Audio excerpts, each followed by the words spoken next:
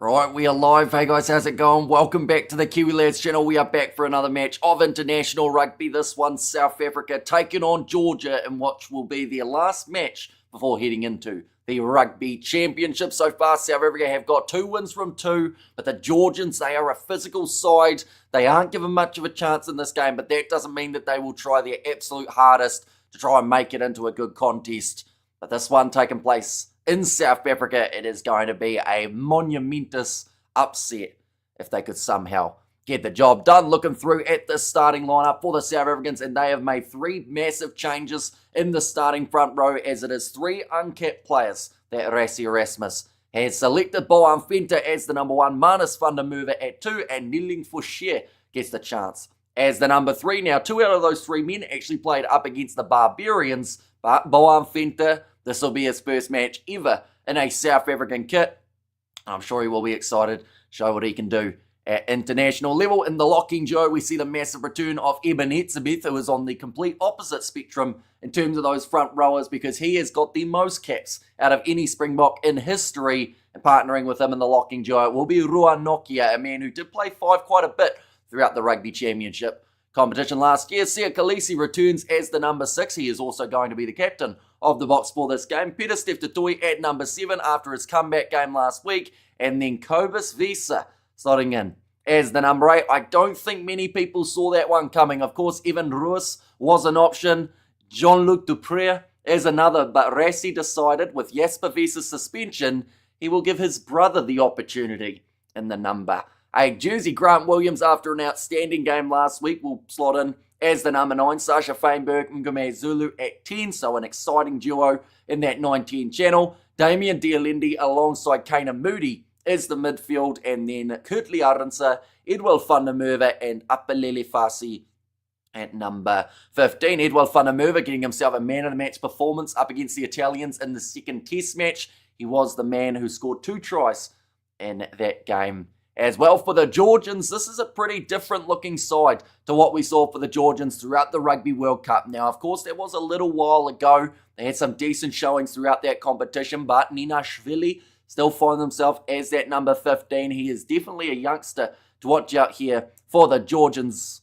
And then also, I would say Tadoa out on one wing, Tabudzadze out on the other, and then Matkava alongside Lobhadnidze as that 19 combination could be quite crucial. And this contest, of course, a lot of the French sides have got Georgian forwards because of that physicality, because of that power. So the front row, keep an eye out for them, as they should be strong in this match. And they will actually be a really good test for this uncapped front row of the Springboks. We have got there, what am I doing up, says Brandon. Yeah, currently it is 2 a.m.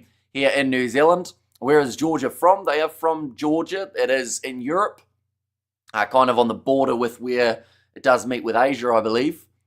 But yeah, they do take part in the European competition of the rugby side of things, where we do see quite a few other sides around that same ranking competing. Afternoon, Hamish. Hope you're well, says Tasneem. I am very well. I'm very excited for this matchup. It is going to be hopefully an outstanding one at Mbombela Stadium. They were at Boca last week, and this one is looking exciting, looking like a packed house, hopefully, to come in this matchup. And we have got there, do you get to a point you always can't stay open for too long because you're so tired? I feel that many times throughout a rugby weekend, and then it disappears after a while. Like, eventually you get to the point of being overtired, and then tiredness, you forget what it is. We have got Carlin in the chat. It said, hello, everyone. I'll be listening with one ear as I keep an eye on the wildfire, kind of close to us, says Carlin. So hopefully you are going to be all right in that regard, but be sure to stay safe and stay vigilant in that regard as well. And when do we play Georgia, in what year? Says Mohadin. I believe the last time that South Africa played Georgia was in about 2022 or 2021 maybe. Was the last time these two sides met. It was actually kind of close as well from memory. We will get that one up and let you know exactly when it was. But looking through at the post or past matches, I guess we should say, for the Springboks so far this year, they have played up against the Barbarians. They were victorious, 54 points to 7 in that matchup. They were then able to beat Italy 42 points to 24. Now, that was a pretty experienced Springboks lineup and a pretty handy one on paper, but they didn't quite perform the way that Rassie Erasmus wanted them to. So we saw a lot of changes coming into that second test match where the Springboks were able to win 45-0, and even in that game, some argued that that wasn't the best of what we could have seen from the box. So the fact that you can win 45-0 and people still aren't quite happy with your showing out there on the park tells you exactly how dangerous of a team the Springboks side is. And yeah, this game, not a mile away from taking place. Those people have dyed their hair green. That is commitment to the cause. And going, of course, for the South Africans here. As you can see, Georgia come in as $16 underdogs for this matchup. So just to put that in comparison, the USA up against the English, I believe, are $41 underdogs. So Georgia are considered a little bit more of a chance here in this matchup. I haven't got any other odds other than the British and Irish Lions, with the Australians as a $4.20 underdog, but that's not really comparative with what we've got here. But in terms of the Georgians, I want to find what year that was. Was it in July? Yeah, it was. July in 2021. They did play them, and that was in South Africa, 40 points to 9, the end score in that game. So the Georgians not able to score a try in that match. Then we did see the game up against South Africa cancelled the next week, and that was due to positive cases and all that sort of stuff that luckily is a thing of the past. For the Georgians, though, they have played 3 matches so far. They did go up against the Irish, 2 matches, I should say. They did lose 34 points to 5. They were defeated by the Cheetahs, 24 points to 20. Now, that was a little bit of a different Georgian lineup than we are seeing here, but still not quite the start to their South African matches that they would have been after. And then they have got a game up against the Japanese. That is in November. And at this point in time, I believe that is the only game confirmed for Georgia in the November internationals. We have got there, good day, mate, says Wemma, welcome in. And also we have got there, Hamish, stop being so awesome, love your dedication and commentary, says Super Dad Chris. And we have still got plenty more coming up. Of course, later on in the day, we are going to get to watch South Africa take on New Zealand, and that is going to be in the under-20s final, a massive matchup. And I have picked it, and I am going to stick by it. I think it's going to be match of the weekend, in my opinion. I think that last time the two sides played, it was absolutely awesome in the Rugby Championship comp earlier on this year, so it would not surprise me one bit if we see both sides put on what would be considered as game of the weekend, as they both have huge potential to be able to do so. Hamish and everybody, hello. Says Rio, welcome in. England doing tonight? Are you doing England tonight? Probably not. I think that their lineup, not the lineup, the review that we're doing alongside Vic and Vern for the post-match of the under-20s game will roll a little bit too long. But I will probably keep an eye on that England versus USA match as well. So how do you think South Africa will do at the Rugby Championship? Do you think South Africa will get the win over the All Blacks in Auckland? It's a tricky one, isn't it? I do think that South Africa will win one of their matches on New Zealand soil. I think they've just shown enough throughout this year, and they've got incredible depth. Now, there's no telling what sort of lineup we will see in New Zealand at Eden Park for the All Blacks or for the Springboks. I would think that that's where South Africa will go with one of their strongest sides. But the thing is, with Rassie Erasmus's team at the moment, what is the strongest side? We don't actually theoretically know, because some of the older players, the veterans, aren't quite stepping up in the same way as the youngsters. But that is such a great problem to have for Rassie and his coaching side, because you could put any side out there and they will do relatively well. We could see it in this match. Like I mentioned, all new cap front row. But they've got a huge amount of potential to go out here and make quite the statement. Don't they play in Dunedin, says Lyle? I believe they play in Auckland and Wellington, I want to say, is their other match, but I could be wrong. But that first match is at Eden Park, and that is the big one that everyone is looking at. I actually have the schedule for the Springboks that I can pop up. There we go. These are the matches that they have got coming up. August 17th. That is less than a month away until the first round of the Rugby Championship. And, of course, the Springboks normally pretty early with the squad announcement. So I would say we're only going to have to wait maybe a week until we know exactly who is going to be in that Springbok squad.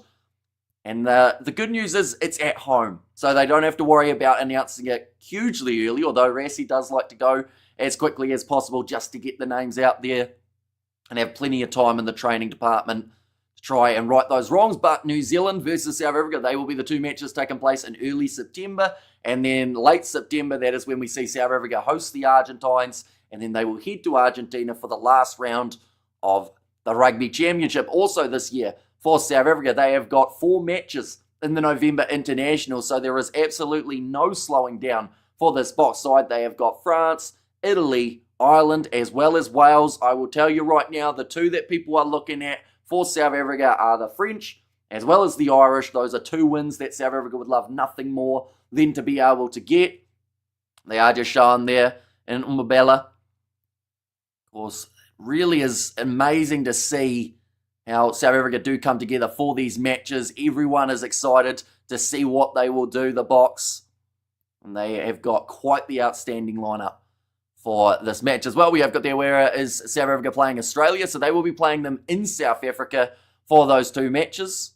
The exact locations I can give you as well if you would like. So that first match, South Africa versus Australia, is happening at Ellis Park. And then the second match is happening, I think it's at it's in Cape Town for that second contest. And I am sure everyone says, Kip, welcome in, mate. Hope you're doing extremely well. You still play club cricket? I do, but we are currently in the off season. So cricket will be starting up in about 2 months' time. And yeah, hopefully it will go all right. I can avoid all sorts of injuries. Easy game coming up. The Boks versus AB's under 20 has me nervous. I think that game, like I said, and I'm going to keep on saying it, it's going to be game of the weekend, or at least it has potential to be after the way that those 2 sides played the last time that they did face off. We have got there as well. There's going to be a whipping. Get the cream, people. That's a new one, Roof. I haven't heard anyone say that before. All Blacks must be on their A game in Auckland, but I can bet you it's going to be one hell of a game. Also, other question, do you like new Sky UI? Is that the one that is like the Skybox that you can now talk to? If I remember rightly. I don't actually have it. I have it on Sky Sport now, so I haven't had to try and deal with it. Rassie said don't panic. He'll definitely get the scrum from the kickoff in this game. Says Xander. Well, that's the thing. He was told by World Rugby. They pretty much came out. They made a statement. They said that's not happening again. But the thing is, Rassie can still make them kick it into touch on the full. And then Georgia, they will either go for the scrum or they will go for the line out. But it is a much better look, I would say, when that ball goes out on the full than it did at the start of the last match. It seemed like it turned a lot of people against them, which was a shame because it overshadowed what was overall a pretty impressive performance from the South African team. The Baby Boks have too much speed. I mean, Chiswell Juster has to be one of the quickest players around at the moment, and you partner him with Jaco Williams out on the other wing, who is absolutely tearing it up for the junior Boks too. You look at Klakane with the speed and the power in the forward pack, Malaba. Also, I mean, you've got Hassim Pede, Fusi Moyo. The list goes on of talented youngsters in that junior Boks side. I have no idea what Georgia can do. Don't they have connections to Greece, says Ruth? I'm not sure whether or not they do in the rugby side of things, but Georgia, they're a decent side, and they are physical, like I mentioned. That is one thing that they have to probably rely on a lot more than anything else is physicality and trying to really, I guess, out-muscle the Springboks. But not many sides can do that. And that's the tricky part because you are up against a world champion side that will hit you hard. And if you hit them hard, they'll hit you harder. But Georgia, the thing is, there's some really tough guys across the starting lineup. The forward pack is built to really just crash into the opposition, to make it grindy and gritty out there on the park. I love how Hamish gets so excited to the baby All Blacks, but you never know, they might be future All Blacks. Same with the under-20 Springboks. Exactly right. And it's the same with the Currie Cup. And, it's so awesome when you watch a guy who starts off his career either with provincial rugby in New Zealand or first 15 rugby, the Currie Cup, and then you see them become Springboks and All Blacks. It's always it's great being able to say you saw them for their first games. And the thing is, the Currie Cup, it's coming back next week. As you can see, those are New Zealand times. So that first match is going to be taking place at 7 p.m. on Friday night in South Africa between the Pumas and the Rikwas. And then the Lions taking on the Sharks, and then WP taking on the Blue Bulls, also the Boland Cavaliers. And I will be honest, I have absolutely no idea about that team. I don't even think I could name a single player for them. I probably would know a couple, but I haven't actually watched any of their games because last year they weren't showing the Currie Cup here in New Zealand, which was a massive shame. So if they are showing it this year, I'm hoping to cover at least 2 of these games next weekend to be sure. Keep an eye out for that. Also happening in the near future, there's a little bit of cricket going on Tuesday night at 11 p.m. It will be New Zealand versus South Africa. Now, unfortunately, that game does actually overlap with the matchup taking place between the Pacific Nations XV and the British and Irish Lions, but we will be keeping you updated with what is happening in that matchup as well. Looking through at the benches just while we were brushing upon these two sides a little bit ago. In the front row will be Bongi Manambi alongside Thomas Tatoi and Vincent Cox. So no Oxton Chair in this match. And also there will be no Malcolm Marks. Big player to not have, but they are trusting in Manus van der Merwe as well as trusting Bongi Manambi to find some great form off the bench or starting, depending on what their plan is for the Rugby Championship. Arge Snyman finds himself at 19 once again with Kwaka Smith slotting in as the 20. Then Faf de Klerk, Andre Pollard and Damien Williams are there as the number 23. Now, of the men in their starting lineup, they have actually got quite a bit of versatility. We could even see Grant Williams pop out to the wing in this matchup. I know it is something that they use throughout the Rugby World Cup 2023 competition. So I wouldn't put it past Rassi to have one or two little tricks up the sleeve for this match up against the Georgians as well. Maybe the Springbok forwards rough or tougher than Georgians, says Bruce. But that's the brilliant thing about this match. Like, a lot of people heading into this match, I think, have the wrong mindset, because you've got a Springbok side here who love being in a physical battle with the forwards. You know, Rassi has said time and time again, he wants to prove that his side has the best scrum in the world. And Georgia, as much as they do get beaten by some large margins, one thing that normally is pretty consistent is how physical and how aggressive their forward pack is. So this is actually a really good game for Rassi Erasmus to give these newer guys like a Bohan Venter, a Manus van der Merwe, Nedeling Fouchier, a chance up against what will be probably one of the more physical sides they will play throughout this season. So I think it's a great game for South Africa to really find their rhythm heading into that Rugby Championship. How long until the start? It is around 50 minutes away. It's a little while, but we are talking flat out. It is that time of the night where sleep deprivation has gone way out the window, and now I'm just in a very chatty mood. And Hamish, when do you sleep? Not yet. I will be sleeping, I'd say, in about 10 hours' time. I have already been up for, I don't know how long, to be honest, probably like 16 hours, maybe a bit longer than that. Rassi is such a clever dude, says Rhea. And the thing is, he's also a guy that has poured his heart and soul into the South African team. And by doing that, he's earned a lot of people's respect. And also a lot of people, no matter what he does, will stand by him. And I feel like that kind of loyalty is quite hard to find nowadays. So it has been impressive seeing, you know, everyone is behind Rassi when it comes to South Africa. And, you know, if he can add another World Cup as the end goal, that would be such a massive moment for him, as well as South Africa. New Zealand will win the cricket. The Proteas have a developmental side. Says Xander there. And what games are you doing next week? Next week on the channel, we will go like this. One moment. These are the games that are coming up for international rugby. We will be doing that First Nation and Pacifica XV game on Tuesday night. I will be doing that Australia versus British and Irish Lions game on Saturday night. And then, like I mentioned, I kind of want to do a little bit of the Curry Cup. So if it is being shown in New Zealand, I'd like to do at least one, maybe two of those matches, if not more. We'll see how we're getting on, because just that one game, Australia versus British and Irish Lions, feels like nowhere near enough rugby for a weekend of streaming. Like we always do, at least those kind of 4 or 5 games. Are you watching under-20s All Blacks versus Springboks? We certainly are, and I will be doing the commentary for that match as well. It should be an outstanding game. I picked it as game of the weekend, and I hope it delivers. I'm also very alert right now. 43-hour water fast so far, says Bruce. And also, Hamish doesn't sleep. He always has one eye open, says Ruth. And Hamish, a Kiwi vampire, says Win. And there too, and don't worry, Hamish, I'm a Bulls supporter, but I also can't name many bowling players. All I know is that I like what they do with wine, says Christopher. And see you later. I will get some sleep and I will get up for the under-20s. What time is kickoff? Because I have no idea. I don't want to miss that game. So it will be a 6:30 a.m. kickoff for us here in New Zealand, or 8:30 p.m. for you guys in South Africa. Bucky Botha is now manager of the Box Squad Pain Police. He said if the opposition aren't crying or bleeding, there'll be consequences, says Xander. And South Africa playing with the same team as last week, they are far from the same side as we witnessed in the last game. So we will quickly show you the lineup for South Africa. An all-new front row, and this is not just an all-new front row for the Springboks compared to last game. This is an all-new front row in terms of 3 debutants.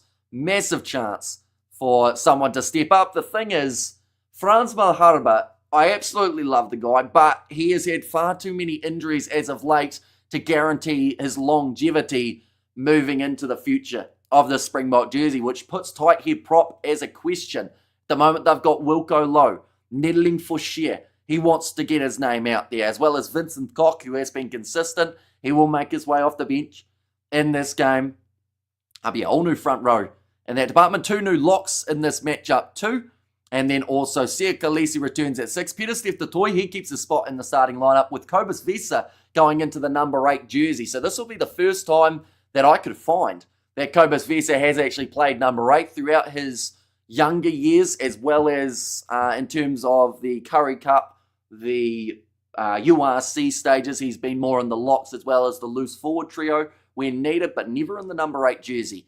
In terms of what I could find, such a Feinberg and Gumea Zulu, he will come in as the starting number 10. That is rather than Mani Libok, who will not be playing in this game. Damien Delendi and Kanan Moody will be the midfield. So no Andre Esterhazen for this game. He was who played as the number 12 last week. Then Kurtley Arendse, Edward van der Merwe, and Apelele Fasi. So 2 out of the 3 at the back have been switched for the box as well. We got the hello all. And the George people, says Isaac there. Welcome in. Hope you're doing extremely well, and you might be only doing Lions next weekend. They're not showing on Sky Sports. Are they actually not? I know that they're normally pretty late with confirming it, is the only reason that I haven't completely taken it out of the equation yet. South Africa playing with the same team. Oh no, I read that one, didn't I? We're right where Bolam Stadium is in Wellington, Western Cape. And during your dinner break, I saw Wildcard's reaction. Poor Wildcard, wish I had seen, could send him a beer drone, says Christopher. And yeah, that would have been a frustrating one for Wallaby supporters up against the British and Irish Lions. Probably a little bit closer in that game than some would have first anticipated. Do you actually think South Africa spied on the Lions of 2021? Or is Warren Gatland full of it? I think that Warren Gatland, the thing is, right, like, you can do some spying, but I don't think it will make a huge difference in terms of the actual outcomes of the games. But also, you know, if it was more just a publicity stunt to try and get more people talking about the Lions, it kind of has worked. But, you know, as much as some people criticize South Africa for some of their tactics, I would like to think they wouldn't go as far as spying. That's what I'll say. Like, yes, it is a side that at times we've seen Rassie try and find that really fine line between what is on the edge and what is over it. But, you know, spying on opposition side, I don't want to believe it, you know, just because I feel like South Africa, I don't want them to have done that, if that makes sense. How many changes has Rassie made to the forwards this tour? He's still looking for the best combinations. I'm not so sure whether or not it's looking for the best combinations or if it's more so just trying to rotate the team and keep everyone fresh heading into the Rugby Championship. We've seen multiple other sides at this point in time who have ended up with injuries across that front row, and, you know, the South Africans have probably done pretty well in terms of not too many other injuries kind of popping up. In fact, I want to say that South Africa, with the exception of Sia Khaleesi, other than that, have they had any injuries throughout these July internationals in the game up against the Barbars? Maybe Jean Klein might be the only other one that I can think of off the top of my head, but normally, you know, throughout these first few matches of July, we have seen quite a few players going down, whether that's for New Zealand, whether that is for the British and Irish Lions, whereas South Africa have managed to avoid that quite well. I'm interested to see Sasha's choices today. Look, we all know he can do it. He did it against the ABs and Aussies last year. I want to see him, or want to see his progression, as well as our 8 Cobus ball carrying.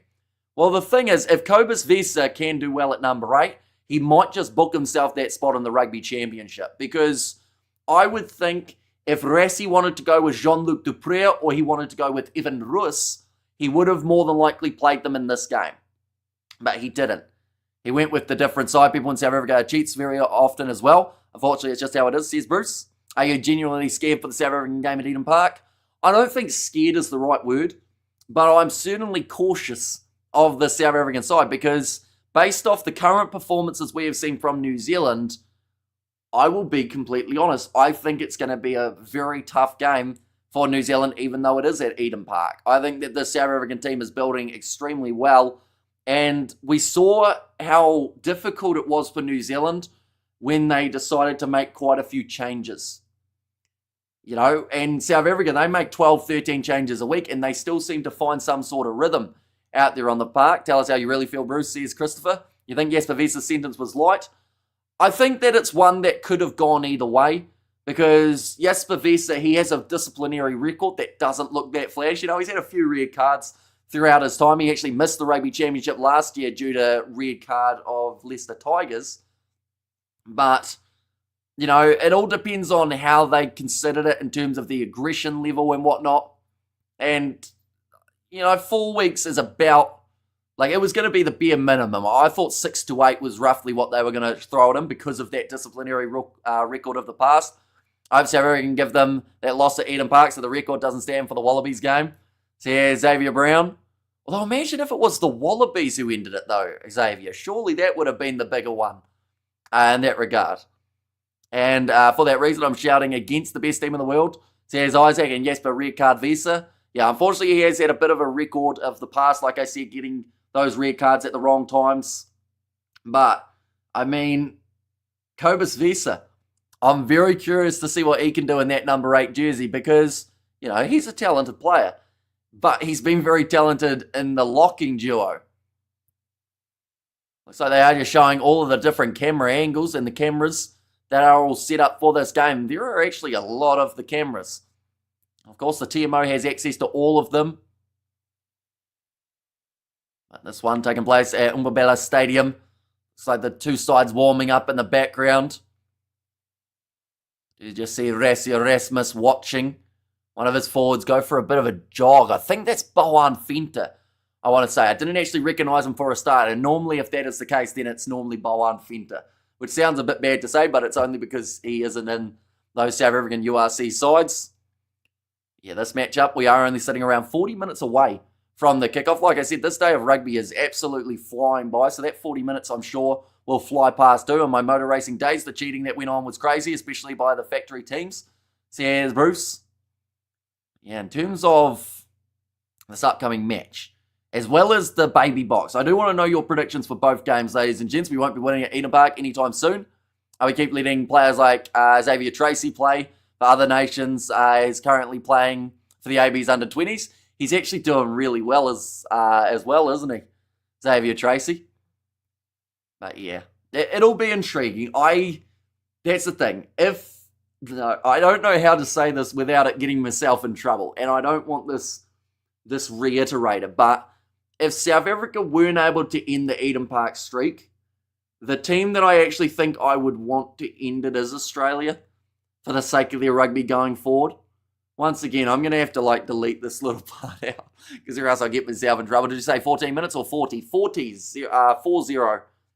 which is a little while, but also it will go very quickly as it normally does. We're going to be looking through at a few of the stats as well as what's coming up for these two sides. We're going to get a little bit of rugby championship squad predictions going as well. Kovas at 8, I dictate that Rassie is planning to move more midfield line out. More voodoo, says Christopher DeVette. I guess it is an extra line out option, isn't it?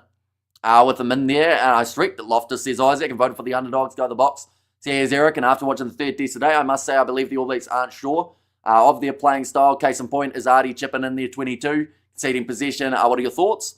I think that was definitely not the best play, although it's a tricky one because if that worked and Will Jordan got that ball, I don't think anyone was going to catch him, but it was just that bumping of Booger that then caused Will Jordan to not quite get his running right.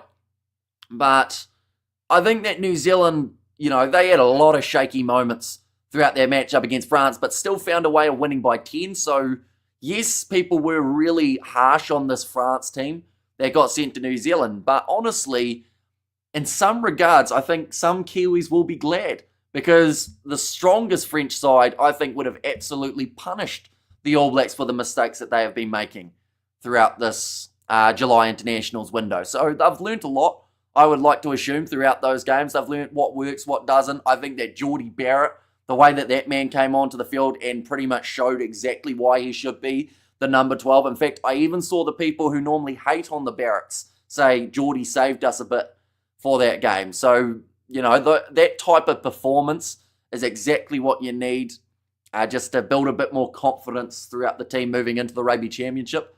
I love your commentary. I put the sound down on the TV and put the sound up on the PC. Says Gary, it is greatly appreciated. Or Argentina would be better to win at Eden Park. You just can't hate the most unhateable team. Says Xavier. Yeah, it would be pretty awesome to see them manage to get that win. Although they had their big win in Wellington, so I don't know. I feel like if they hadn't had that Wellington win, it would have felt like a much bigger one for Argentina. But it also depends on what they do from there, because I want to see consistency for this Argentinian team. And if they can build that, they will be a tough side. And also, Nolan Ligeric is man of the series, in my opinion. He really stepped up in that number 9 jersey. The fact that he was thrown in there rather than a Maxime Luku or, of course, the injured Dupont.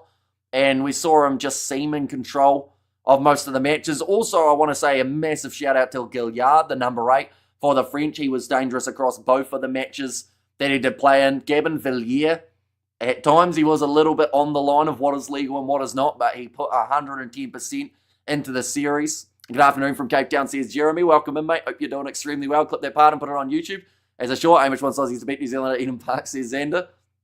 And also, we have got there, did you take my Umla reference as a joke? Says Isaac. I actually think I missed it, unfortunately. I'm not too sure where it ended up. I assume it was a little bit earlier on. We have got there Hashim Amla. You are a great man, best commentator in the South. I see it now. So I assume that is because it's very similar to the name.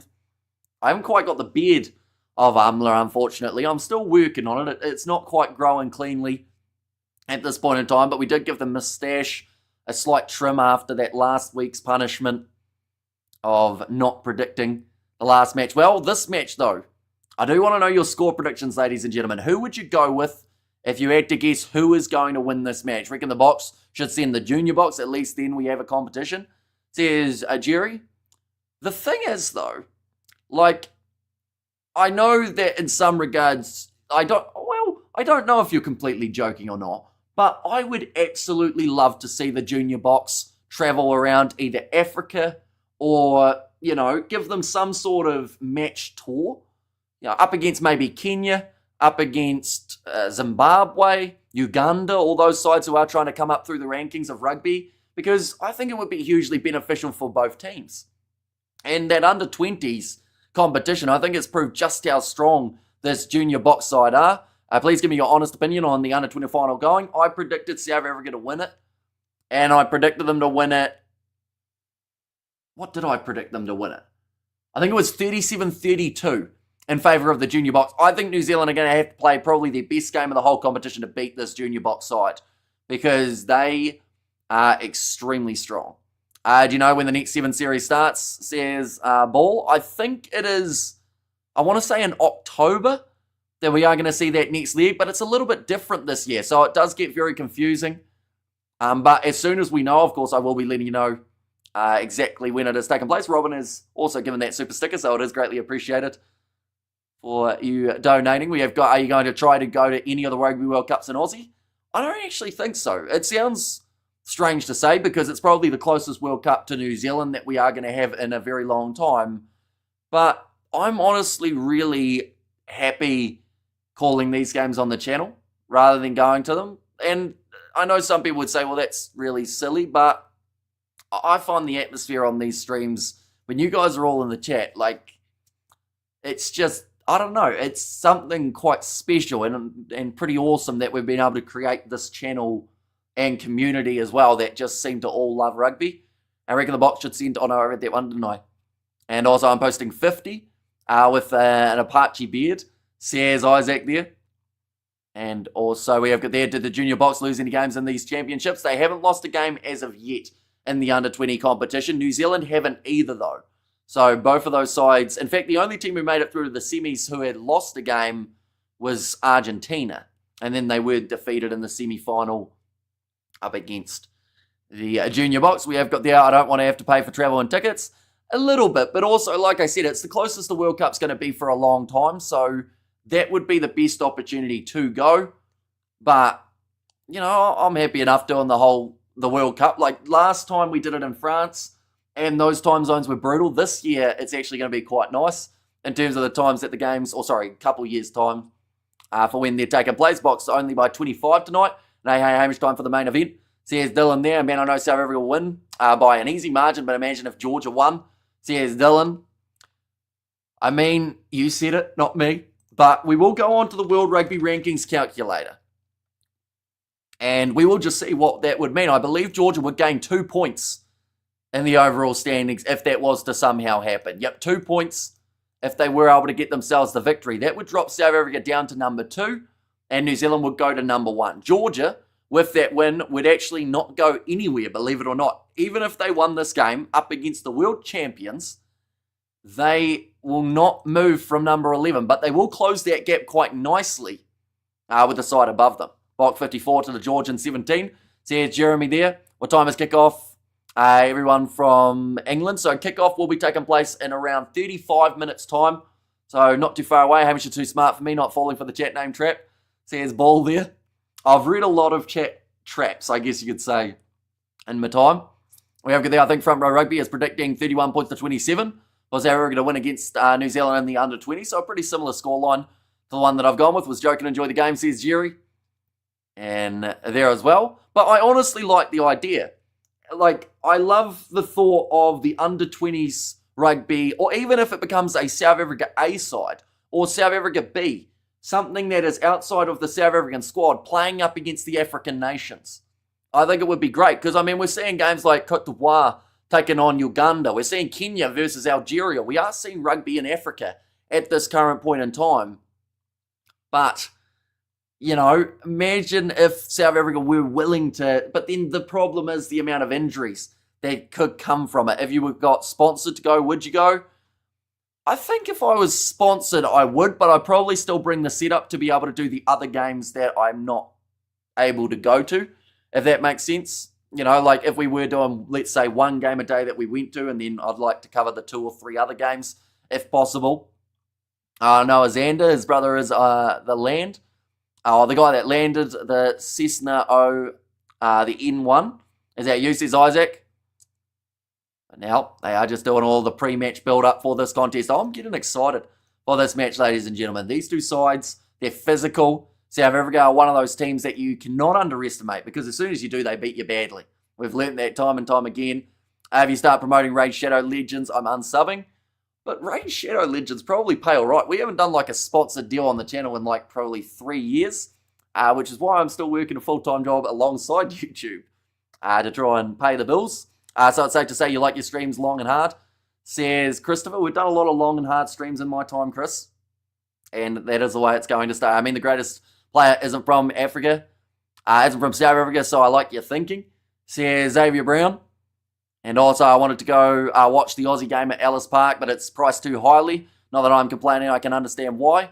But it would be nice to see the box live. Well, I did see that, like, the British and Irish Lions, to sit front row, or at least somewhere in a decent spot for those games, was like 600 Australian dollars. That's about 6,000 Rand. So, yeah, I'm not too sure what that works out to be compared to the Australia-South Africa Rugby Championship match. And in New Zealand, what is the true reflection on the show, The Breakdown? And what's your thoughts? John Kerwin saying, what's the worst performance he has seen from the Box in a while? Says Bali.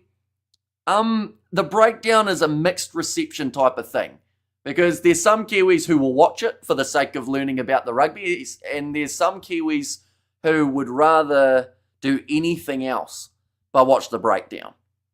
And, you know, their job as rugby pundits and journalists is to create interest. So Sir John Kerwin, you know, he is a guy who, I'm trying to say this in the nicest way possible, but he knows how to stir controversy, and he knows how to draw clicks. And that's what The Breakdown has done. It's like the Stephen Donald situation. Super Rugby, he said, was a high, or, you know, URC low level compared to Super Rugby. And that got The Breakdown more viewers than they have had in ages. And in fact, some people are still watching The Breakdown because of that comment. So, you know, I think that Sir John Kerwin, yes, he might feel like he was a bit disappointed in South Africa's performance up against the Italians, but there's also a chance that it's more of a publicity thing to then get people still tuning in, which they seem to do because people love controversy. It's like, you know, I did a review of that match last week between Springboks and Italy. I did a review the match prior between the Springboks and Italy. my match review from the first test, where I was mainly positive, got, I think it was maybe 2,500 views, somewhere around there. The video where I was a little bit more negative towards the Springboks, which felt weird because normally we are one who praised them a lot, it ended up with over 30,000 views and a whole heap of people saying I was a biased Kiwi. So, like, unfortunately, controversy apparently is what people look for, but, you know, there was still a lot of positives from that last game up against the Italians. I feel like I was rambling a little bit there, so I apologise for that. If only I can copyright controversy, says Wemar. And also to raise do a dance off of Fabian Galtier. He did not, but I would have loved to see that. The humour on the breakdown is a bit worn out, says Marcus. And also not too keen, to be honest, on this under-20 games. It gets a bit confusing when lots of other internationals are going on. It seems a bit too much all at once. I think it's not a bad competition to follow if you know when the games are taking place. Like, you know, South Africa versus New Zealand, it is happening at 6:30, but there is currently a game of the under-20s going on for the playoff spots in terms of the overall ranking. So I can agree when there's international rugby on for the men's side of things. I would prefer that the under-20s weren't on at that same time so that we can enjoy both to its full extent. But then I can also understand why they're trying to squeeze the competition in for a shorter period of time, because or else then it can cost them a lot more money. Not a lot of people know that Hamish speaks Afrikaans. Born in Pretoria, then moved to New Zealand age 5, says Xander. And also we have got there, controversy creates cash, says Big Rig. And also can afford to replace a cover or cover a backline position mid-game. Let's say 7-1 split and 2 backs get injured. They can. And it has, I believe, happened before. We actually saw it in the first match between France and New Zealand. We saw a winger come on as a forward. Oh, no, that's the other way around, isn't it? Or was it a forward that came on as a back? It might have been the other way around. But yeah, it can happen, similar to what we see when players do start going down with more injuries. I know referring is a thankless job. Oh, sorry, refereeing is a thankless job. But who do you think is the best current international ref? Honestly, like, it's really hard to tell. Because there are some guys that, you know, I'll sit here and watch a game from a completely neutral standpoint where, you know, New Zealand, South Africa, all those sides aren't playing.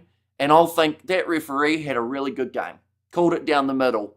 And then people will say, actually, that was one of the worst refereeing performances because they didn't award this penalty to their side. So, like, refereeing, I think, is very much, unfortunately, nowadays it is down to interpretation and the laws. I mean, the perfect example is that South Africa versus Italy kickoff last week. That one split the rugby world in terms of whether or not it should have been a scrum or whether it should have been a penalty. But, you know, at the time, you know, the referees can only do what they believe is the right call. And I don't think any referee purposely tries to go out of their way to get it wrong. Because, you know, you have those instincts as a ref of just seeing what happens and calling it straight away. Because they get, like, no time to be able to react. It's easier being a TMO, even though they still make the wrong decisions, because you at least get the chance of watching replays. Whereas as a referee, you use your eyes, which I already struggle with. I think I need glasses soon. But you have to have 1 second to be able to judge whether or not something, for one, is a penalty, and then also, you know, there's so many moving parts in a breakdown. So refereeing, like you said, it's a thankless job, and it's one of those jobs that, unfortunately, without referees, like, there wouldn't really be rugby. So, you know, they get a lot of stick. Anyone who wants to be a ref is trying to atone for something through pain and abuse. So yeah, it's Christopher. I met the greatest player from Africa. Oh, I mean, the greatest player from Africa isn't from South Africa, so I think you're thinking about, also I like you're thinking about South Africa touring African countries. Yeah, like, it would be pretty awesome. And I feel like it's something that Rassie Erasmus, if it wasn't for the amount of extra injuries that could come from it, I think he'd be all for it, you know. See them going up to Kenya, playing Namibia. I mean, if you think about it, all of humanity ultimately originated from Africa, says Big Rig Joe. I'm a bit disappointed in the delivery of Karifi and the way he was built up to be. I did watch him in Super Rugby. I was a bit surprised by the hype around him. To me, as indicative, and I can say that word, but I can't say it at the moment. My brain's not working, of a lack of depth. I do like Duplessis Karifi, though. And I do think if given a chance to perform, like, he actually had a really good game up against the Georgians last year for the New Zealand XV, which did actually bring him into the side. But honestly, I think that Karefi's biggest problem is a man known as Ardie Savea. Because until Savea gives up that number 7 jersey, which sounds ironic, doesn't it? Because we've been waiting so long for Savea to get that 7 jersey back. Until Savea either moves to 8 again, or until Karefi plays another position other than 7, I just don't see him getting many chances in the near future. And it is a shame because I actually thought, yes, he was a little bit shaky in the early stages up against the French, but he got better as the match wore on. And I do think that was just because initially he was supposed to be off the bench for maybe 10, 15 minutes. At the end, first to score, Blake says Blitz there. Chose draw, says Jim. And also, what time is the kickoff? The kickoff has taken place in around 20-ish minutes time. So we're actually getting pretty close to the start of this one. More George Regans from Zambia could emerge. Says it was there from Xavier. Hi, mate. Thank you for your coverage. Dinner is prepared early. Says Regine. And of course, there is still plenty more action coming up for the evening. South Africa versus Georgia, just about to kick off. But then alongside that, we have got the matchup taking place between New Zealand and the South African under-20 sides.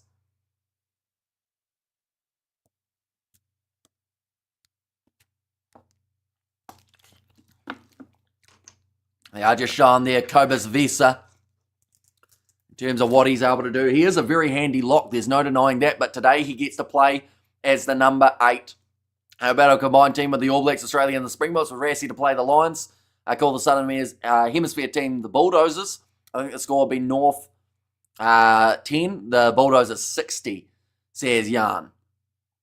Yeah, it would be intriguing. I don't know if it will ever happen, because I do think that the British and Irish Lions can control that a little bit in terms of which teams are allowed a tour such as that. But, World Rugby, they like money. So if the money was right and they could somehow make it into something that could be huge, maybe one day we get to see it. But we've got to get that Club World Cup out of the way first, just so that we can at least see if that is going to work. Because if that fails, then maybe that's when they look at a Southern tour. And this is a simulation. All of humanity was created on a quantum PC in an alien's dorm room. Well, that's one smart alien, isn't it? And there's the score, Black Fella, and also it'd be nice, really, if South Africa could create some sort of platform for rugby in Africa to grow. Says so. And also we have there, what's the score? I must give Ruth a prediction. So my prediction for this game, I believe, was 58-6. No, 58-8, I think I went. Or maybe 56-8. I predicted it the other day, and I had to take a screenshot because I knew I would forget. And here I am, completely forgetting. So I'm going to look at that screenshot. Do let me know your score predictions in the comments as well. And I will let you know mine because it's on a document here somewhere. Where is it? There it is. So my prediction for this game, I did go 56-8 for the South Africans. So I'm going to write it in the chat and we're going to start starring some people's predictions and see if anyone gets close. There we go. I have Georgia winner. I'm donating £20. See, there's Big Rig there, and I give New Zealand an 8 out of 10 performance today. That's pretty high. I'll be honest, I think that a lot of New Zealanders probably gave New Zealand about a 5 or a 6 out of 10. 80-10 for the Bok. We have got there 73 to the 23 of Georgia. Man, that's a high score. But I would love it. Gifted membership there from Zero Connection. Thank you very much. I'm going with 47-10 for Big Rig Joe. Okay, so a lot of people have that big split, don't they? In terms of the comparative score lines. Unfortunately, Georgia, not many people backing them to be able to get the job done. 78-17 to the Boks and 47 points to 12. Says Hannes for that prediction there too. But we are currently only sitting around maybe 15 minutes or so away from the start of this contest. Anyone who hasn't already, be sure to leave a like and subscribe. We are going to be here for the match as well as the under-20s contest taking place between New Zealand and South Africa. That is going to be an outstanding game. And 65 points to 8, says Claudette there. And also 51-12, 52-16, 100 to 15, says Ruth. So she's going with the Centurion. Exactly what South Africa will want in the cricket that has taken place at this current point in time. We have got there 62-13, 117, says Lamatasi. So the question is, are people underestimating Georgia, or are they just that confident in the Springboks team. Because don't get me wrong, if the Springboks fire, this is going to be an onslaught that comes throughout this match. 72-0. You know what? That's probably the scoreline out of everything that's been predicted that Rassie Erasmus would like the most. Because that big fat 0 there for the Georgians. If South Africa can stop Georgia from scoring any form of points, of course the 3-pointer could be on the cards early for Georgia just to get some sort of confidence onto the board. But, you know, I just think that heading into this rugby championship, right? If South Africa have 2 games in a row where they haven't conceded a single try and haven't conceded a single point,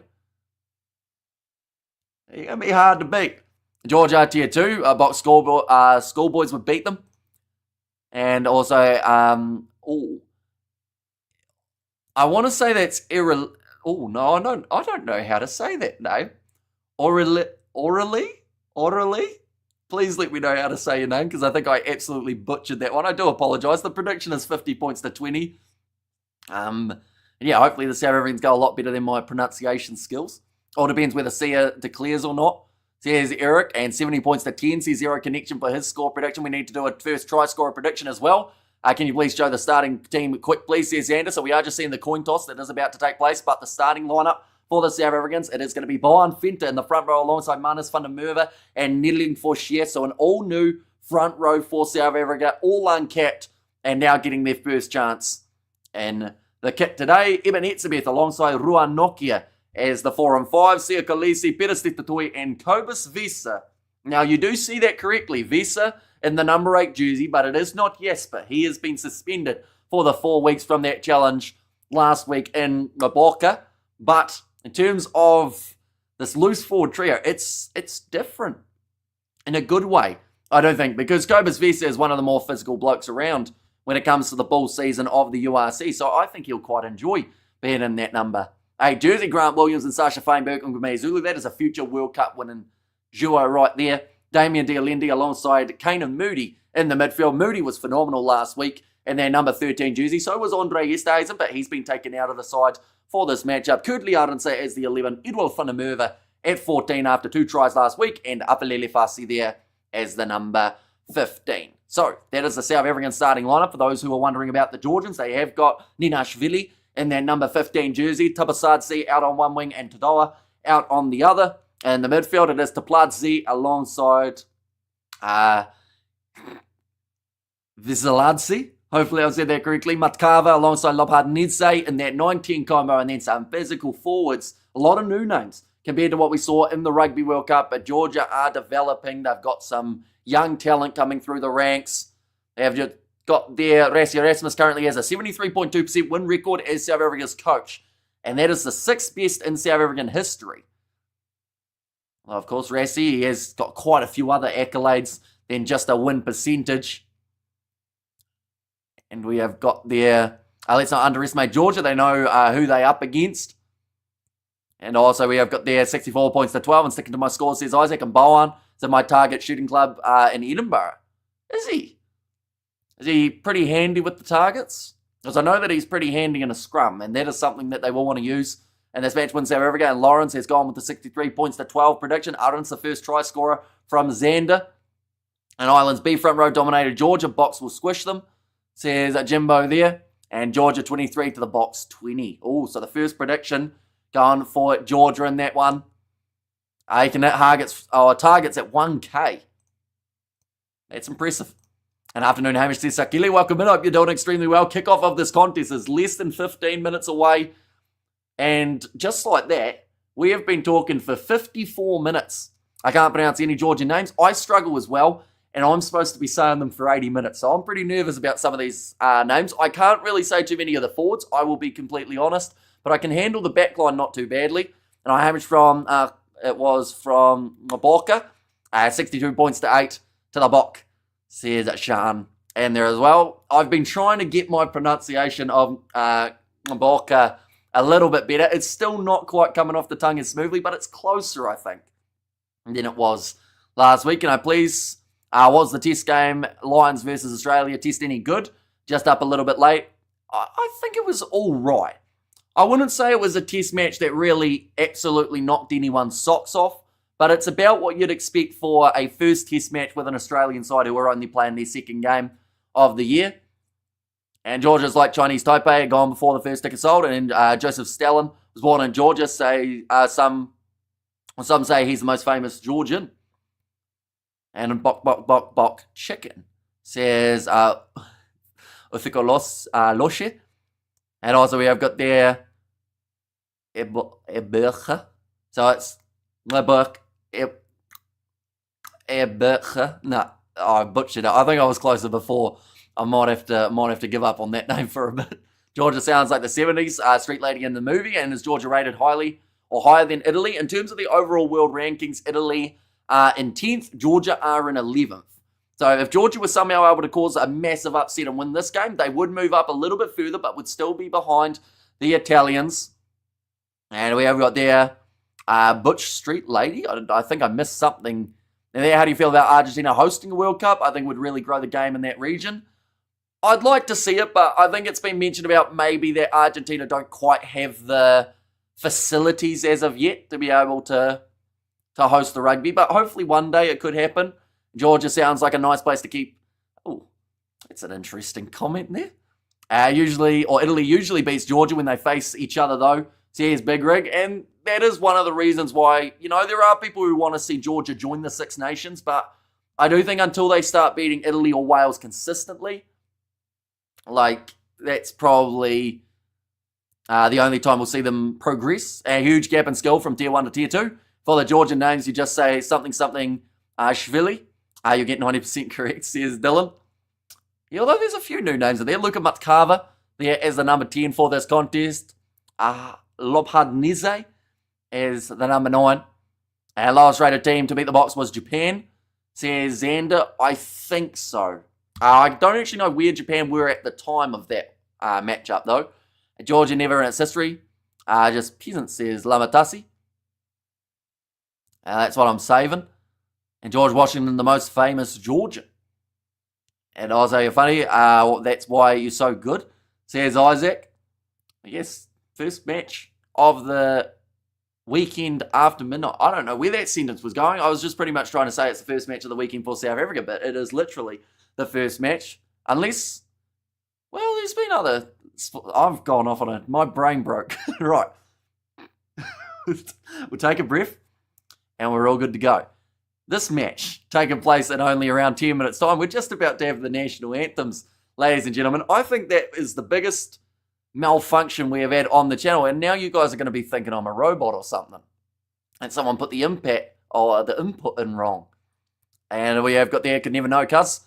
Says Blues Nate. Our famous Georgians won, the drummer L. Says Uthiko Loshe. Your name gets me every time. You need a beer, says Dylan there. I love to see Georgia doing well. Good for the game. Should people think about Ireland holding a World Cup? Might be a good crack. Says Dennis. Yeah, it sounds like at the moment the USA have got 2031 by the sounds of it. And then I'm not sure who's got 2035. I think the UAE want it. I'm not too sure whether or not that's going to take place as of yet. A lot can change in 10 years. So we'll have to wait and see whether or not that is something that they consider. Are you watching Argentina versus Uruguay? Sadly, I will miss out on being able to cover that game. I think it's being shown here in New Zealand, so I'll probably keep an eye on it, but it will be happening at the same time as the under-20s final between South Africa and New Zealand, so we will be doing that match on the channel instead. Doing fantastic, Hamish. It's Rugby Vibes exciting, says a Blues Nate there. And thank you very much, Dylan, for your generosity. Beer for Hamish. And Big Boss Man of the WWF star from Georgia. Is he? I didn't actually know he was Georgian. To be fair. And we have got there saying Spain take the lead versus the Ireland under-20s. Ireland under-20s have really struggled throughout that comp, unfortunately. Georgia has secret snipers on stadium roof, says Dylan. And also, where can I watch which channel? It will be on DSTV. I want to say it's on 2011, is it? Or sorry, 201 and 211. Is that the two channels that it would normally be on SuperSport? Yeah, do let me know, of course, who you guys think will be winning this matchup, and also who you think will score the first try. We are less than 10 minutes away from the kickoff of this contest. Looking through at what South Africa have done so far throughout their July internationals. They had their matchup against the Barbarians, in which they did win 54 points to the 7 in terms of their 2 matches up against the Italians. The first one was a lot closer than the second, 42 points to 24 in comparison to 45-0, their win.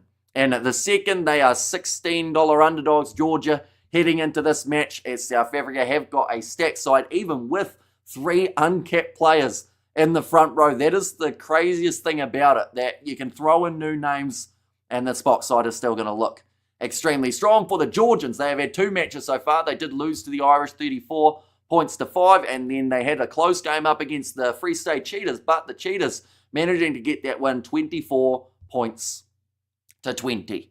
I've just got the countdown on the screen, less than the 10 minutes, like I said, before this match gets underway. There are plenty more matches for South Africa around the corner too. Heading into the future, they have got the Rugby Championship on the 17th of August. I don't think we'll be too far away from Rassie Erasmus announcing his side, as he normally likes to get it out of the way early, maybe next week, maybe the week after at an absolute stretch, but I don't think it will be too long before we know. Makes it into the side. We have got their only one win, Georgia Lowell, says Jimbo. And also we have got their Georgia. And also Georgia close to Italy, Italian roots, says Ruth. And we've been chatting 60 minutes, Hamish. It's flown by. I will be honest. It feels like about 25 maybe. For you guys, it feels like an eternity just listening to me absolutely rambling on. But like, there is a reason we do the long build-ups for these matches, and it's because I just, for some reason, like, can't fit all of the chatting into only like 20 minutes. I much prefer the long build-up and the excitement that we can somehow slightly build. And Mbombela says, Jim there, I worked on building that stadium.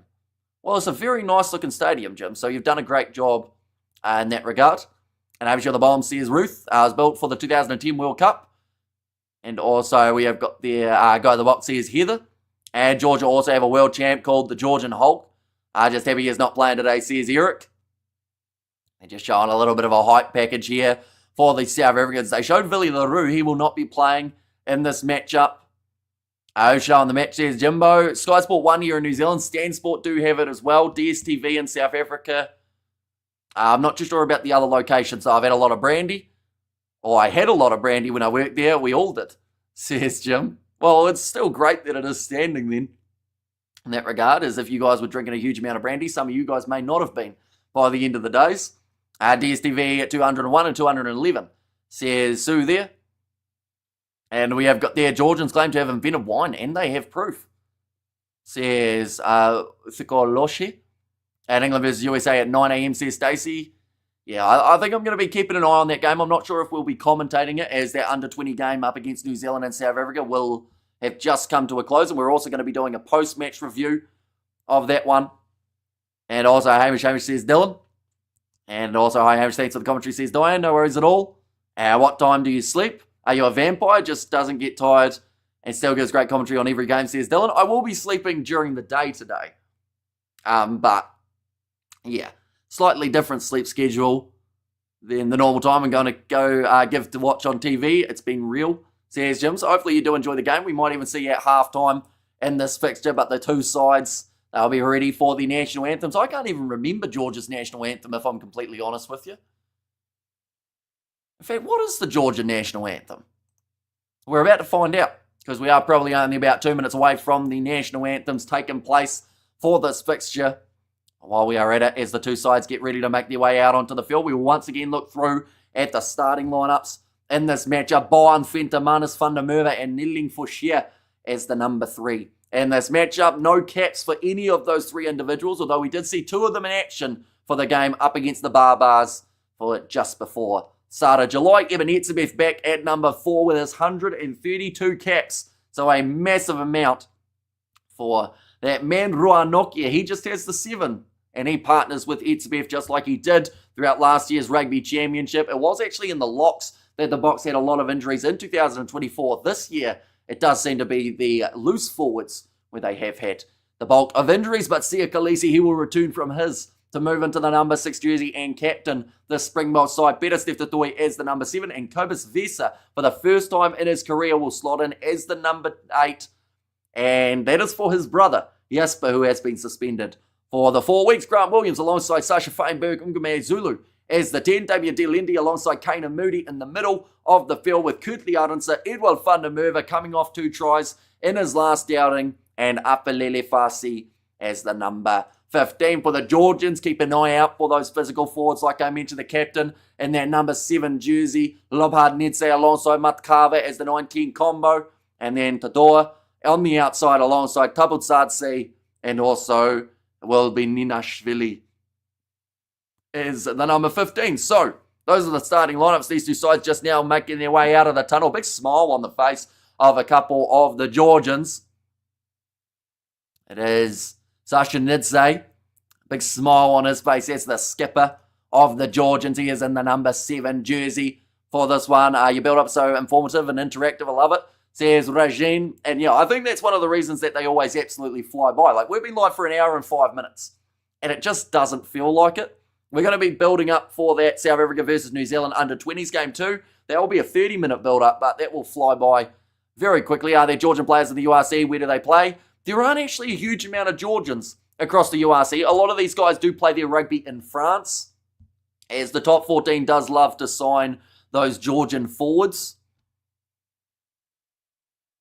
We are seeing the Warriors make their way onto the field. They are fired up and ready to go for this matchup as well. Georgia has its own written language and has been confusing Tolkien fans for ages. And also, I do not like this famous Georgian boy, Boy George, says Eric.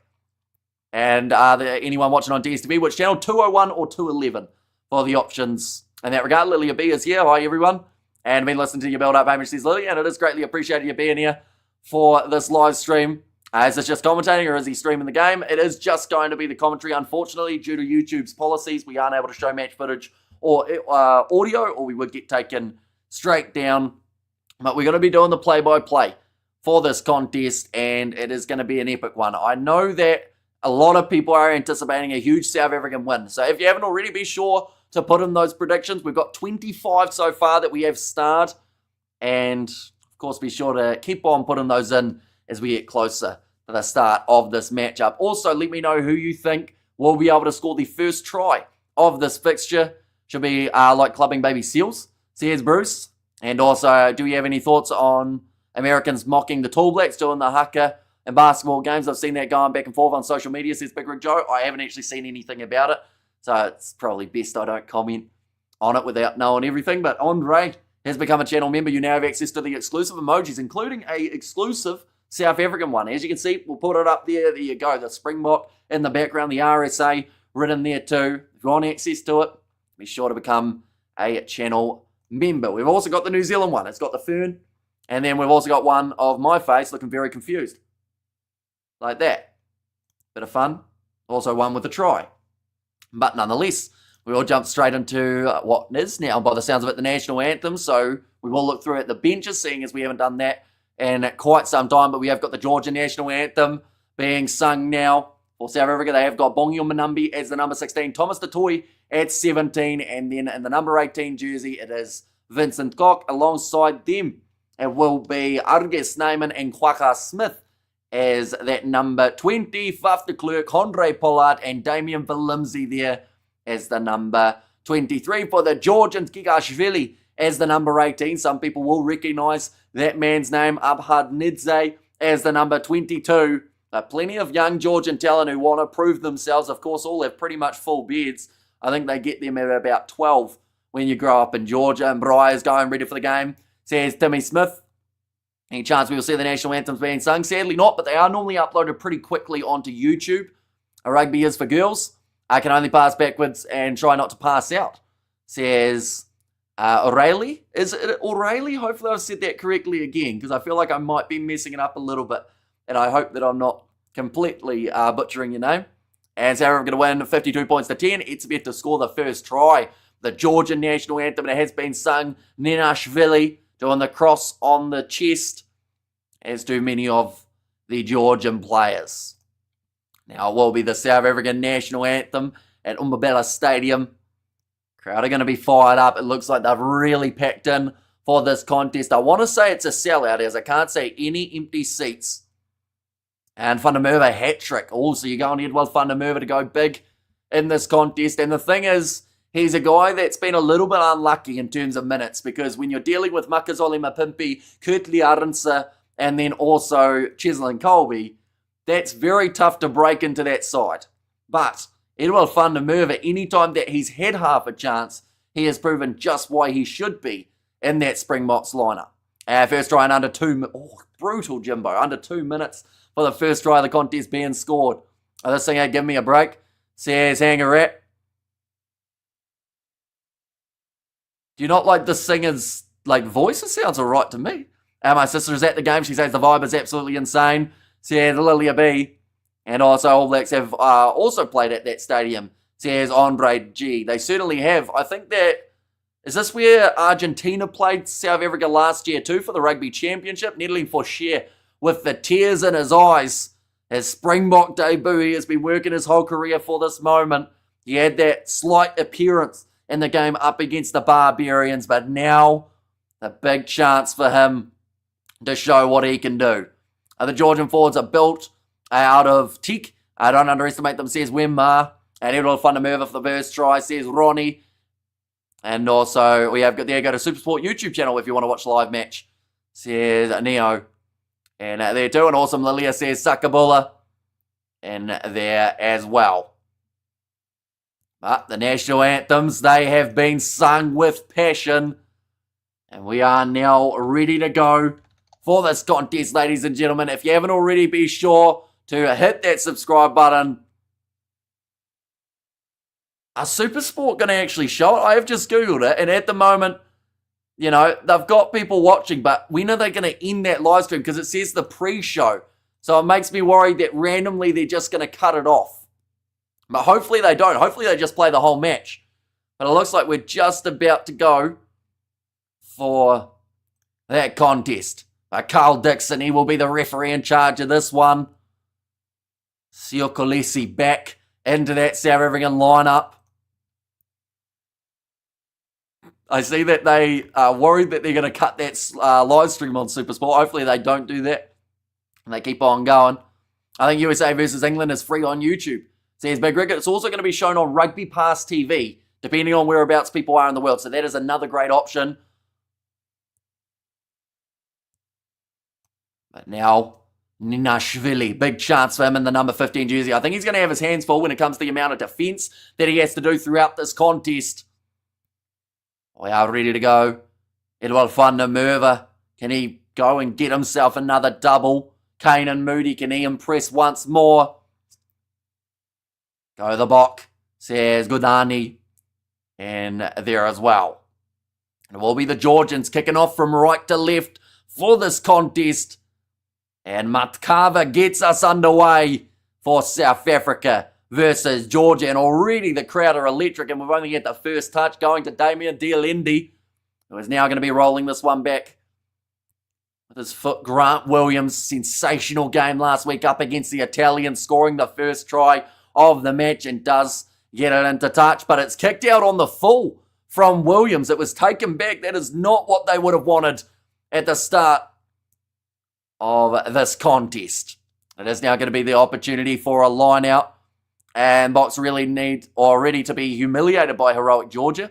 Don't know about that. I think that this South African side are definitely up for the challenge and that physical nature that we see from the Georgians. Kakidze ready to throw it in here, goes to the front, and one line out from one now, and maybe a pre-engagement from Boan Fenter advantage. Goes the way of the Georgians. Lobhard-Nedze going back across, rush defence from Kane and Moody, who gets in the good shot. Now Lobhard-Nedze goes across to the captain. Tackled 22 metres out from the line. Ball's loose. Back again though. Oh, Sia Khaleesi sat down. And looks like he stayed down for a little bit of time here. Khaleesi kicked him on from Matkava. And it sits up for Kurtley Arunsa. And they will go back now for the initial penalty. And also, where is our famous continent based? Says Greta there. And also, we're there showing us the match. Sadly, due to licensing, any match footage or audio gets you taken straight off YouTube with a copyright strike. So, sadly, as much as I would love to be able to show it, sadly, we are unable to. Who's Moody? Says Hanger Rat. Kane of Moody. And that number 13 jersey. And go Georgia smash the box. And Georgia going for the corner here. Now that is a real surprise because normally we'd see Georgia take on a 3-pointer in this scenario, but they've decided to go aggressive.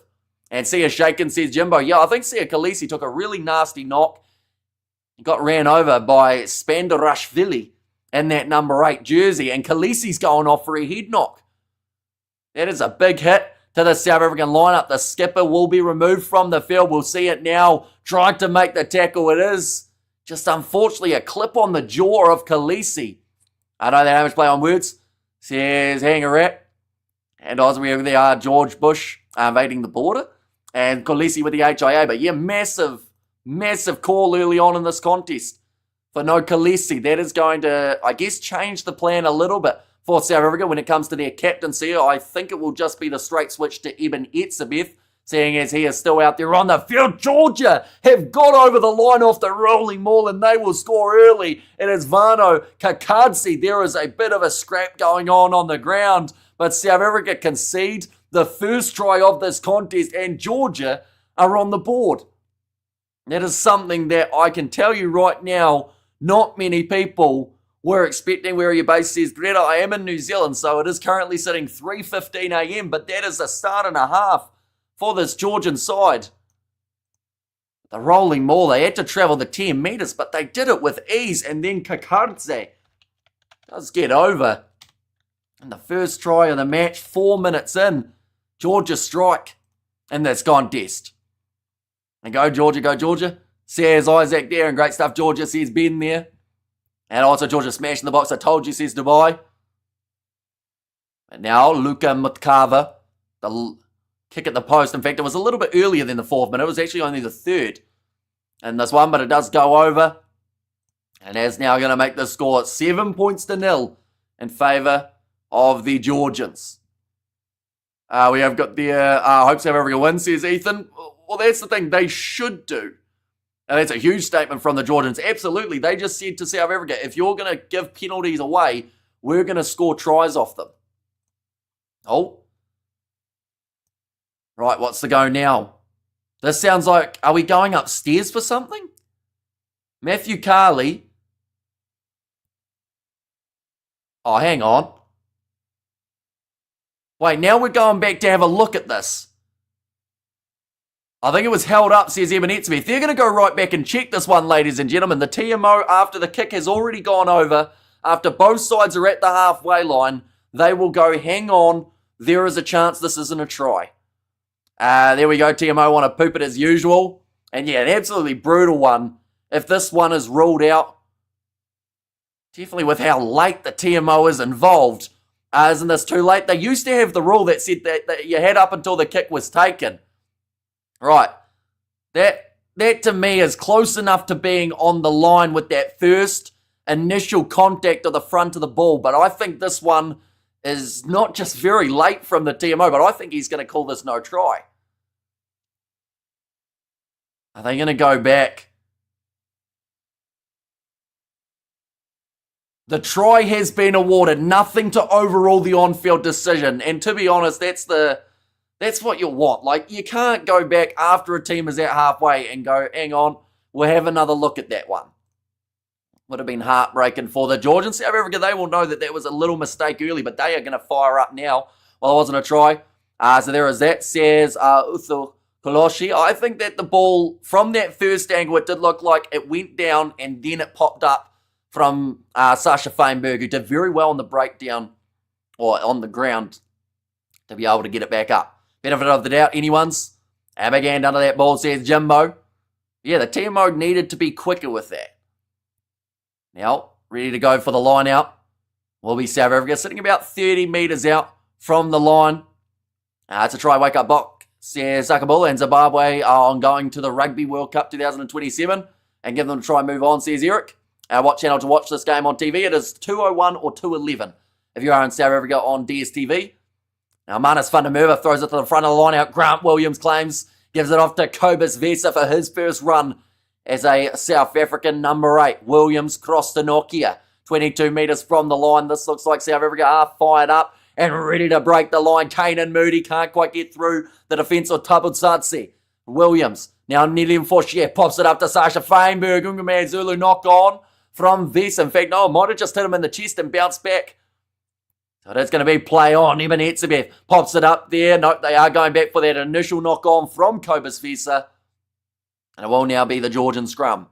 How's it, Hamish? What has happened so far? We did see the early try from the Georgians coming from Kakadze, the number 2. It has been a frantic pace to the start of this game. We've seen Sia Khaleesi go off with a head knock as well, which is something that I don't think anyone was anticipating for the first 2 minutes of the game. But yeah, just a bit of a miscommunication there between Sasha Feinberg, Ngumea Zulu, as well as Cobus Vesa.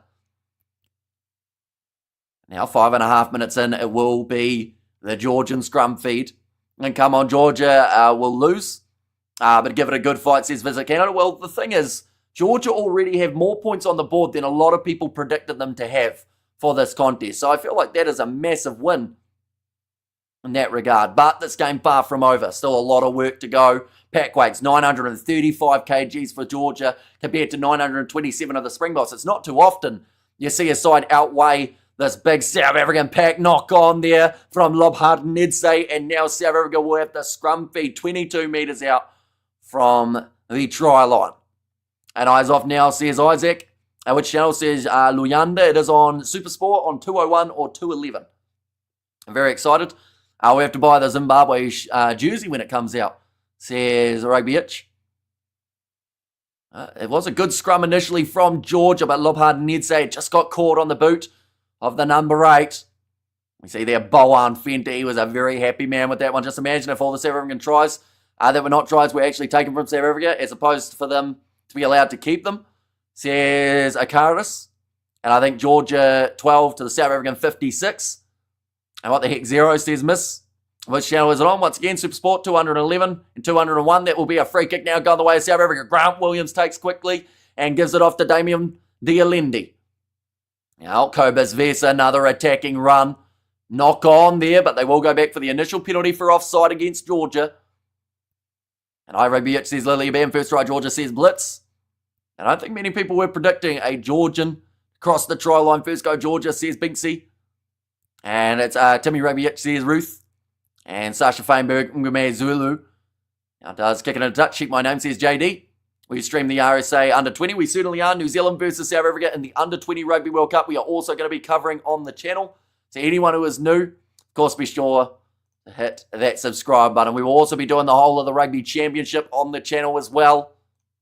So plenty more action to come in the near future. Bamanas Fundamurva ready to throw this ball in.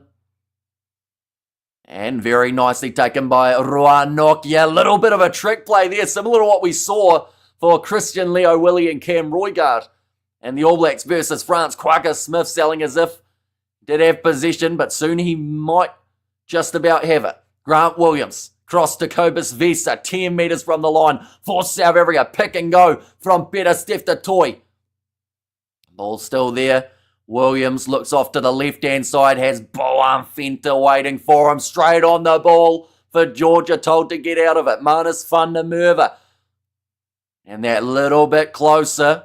Should mention, this is Matthew Carley in charge, but we will have an Englishman in charge of that All Black South Africa match taking place at Eden Park. It will be Carl Dixon, now Quagga Smith. 2 metres short of the try line, almost rolling over. Boan Fenta grounds the ball. And the big Lucy Brott will score himself his first try in a Springboks kit. And this is actually his first official game too for Boan Fenta. The likes of a Nedeling Fortier and a Manus van der Merwe we did see play in the match up against the Barbarians. But this game, Boan, he's made his way over from Edinburgh. And it's a front row onslaught for these two sides at the moment. We've seen a number 1 and a number 2 score. I said Khaleesi will only play 15 minutes and fake injuries. If he stays on the bench, he's a well, I don't think he faked that one. He got run into by a big Georgian who did unfortunately rock the jaw of Sia Khaleesi. It's just me or Sasha and Moody look like twins, says Eric. There are a couple similarities. I think they've got the same haircut. Very different players, both outstanding youngsters. And now we're on fire from the box, says Carlin. It's hit the post from Sasha Feinberg. Ngumea Zulu, perhaps one of the easiest kicks he will have. But it has missed and now makes the score 5 points to 7 in favour of Georgia. But Boan Fenta getting his big moment and scoring the try on international debut. Terrible miss, says Jimbo, and no Sasha, says Sakabula.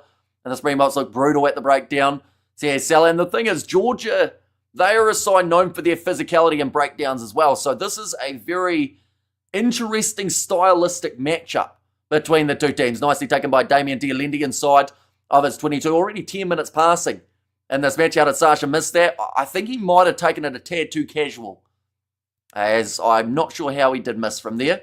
Say here again, Hamish. And also there, it's always weird to me, see St. George's Cross not being England. Now, knock on from the Georgians. Quagga Smith takes it.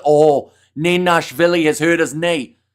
One of the key players for the Georgians in this contest may be down before we know it. Kanan Moody now open space, looking for the offload. Tried to find Williams, couldn't quite do it. One of the forwards there for Georgia going for a kick and behind. A 50-22 was almost on, but Sasha Feinberg, Zulu, kick charge down under pressure. He's smiling about it, but he wouldn't have been smiling had Georgia got that interception and scored the try. Williams back across to the short side, finds Kobus Vesa for already his 5th carry in the first 11 minutes of the match. We have got there Sasha 2 overrated. If Marnie missed all, would have been pissed. There's Ainsley there. And whereas Leboki is missing from this game, but he will be back for the Rugby Championship, I believe. But knock on from Eben Etzebeth. Now step there coming from Matkava. Backline movement here, shaping up for the Georgians, although shut down on the outside for Tabudzadze. Now Lobarnidze. 2-man tackle attempted by Kanan Moody and Peter Steftatoy. Irish, when did you start your channel? Back in July 2020, I believe, was the first time we did anything rugby related. Before then, we had a channel, but we didn't really post on it. Georgia put on their bomb squad from the get-go, says O'Reilly. Now running on to a beautiful take under the high ball for Apelele Fasi. I do see that Nenashvili is also back up and running around Moody, looking for the 50-22 kick just inside of his own territory, chasing after this one. Foot race coming on, but Georgia now under pressure, 2 metres out from his line. A lot of pressure on to Doa in South Africa. 2 men in the breakdown. They win themselves the penalty advantage, but Quagga Smith is not done yet. Williams off to the left-hand side. Lobarnidze takes him down, although almost dragging him over the line. Yes, he is. They'll go back for the penalty. My ego is struggling to accept Georgia's physical dominance. Says Dylan there. And Sasha has a tendency of missing easy conversions and starting the harder ones, says Sakile.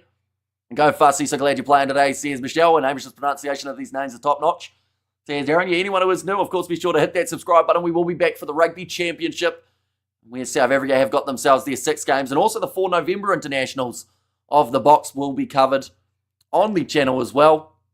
And Sasha have kicked this one to the corner here, South Africa. Currently down by the 2 points. There's another penalty down our end, ref, says Dylan. And also, Shuki, lad, you good?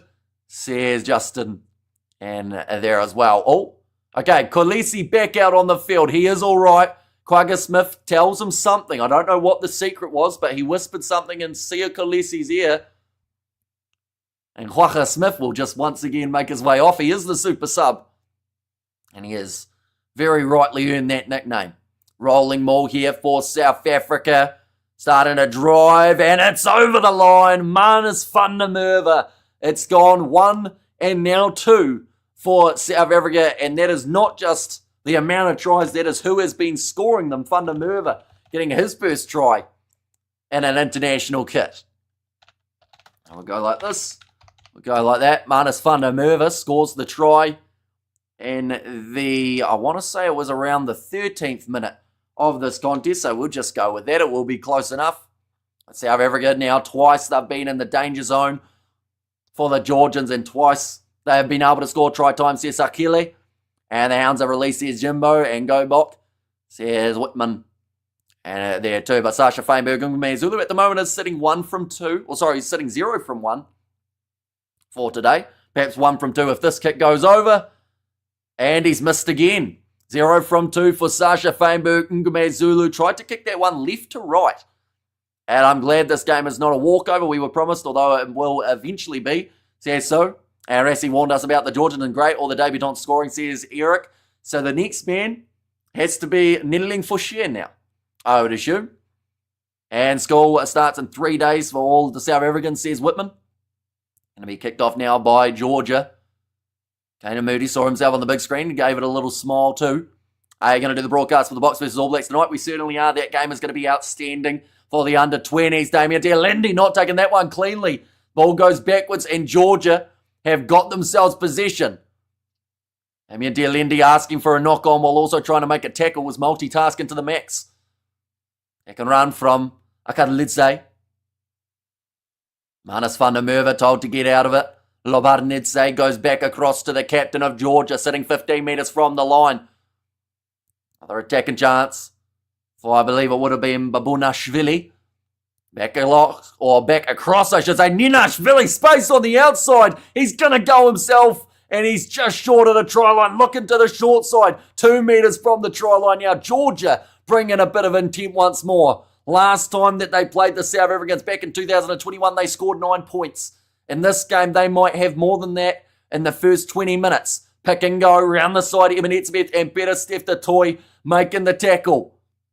It seems like Georgia, they are firing on all cylinders today. They want to beat this Bok team. Advantage now against the Boks for offside. Lobarnidze back across to the left. Numbers now if they can just keep on shifting it overthrown. Oh, big collision between Edward van der Merwe and also the Georgian winger, but they will go back, bring on the bomb squad. Says Dylan, I am sure everyone will be doing the under-20 stream between South Africa and New Zealand. We certainly will be. We have covered the rest of the games for South Africa throughout that tour, and that one, of course, is going to be the big one, the final, taking place. 2 great sides. All this nonsense talk about drop Pollard. We need Money and Sasha. Pollard first name on the team sheet, then the rest. Says Eric. And where are they playing? They are playing it at Mbombela Stadium. Right, time is off at the moment.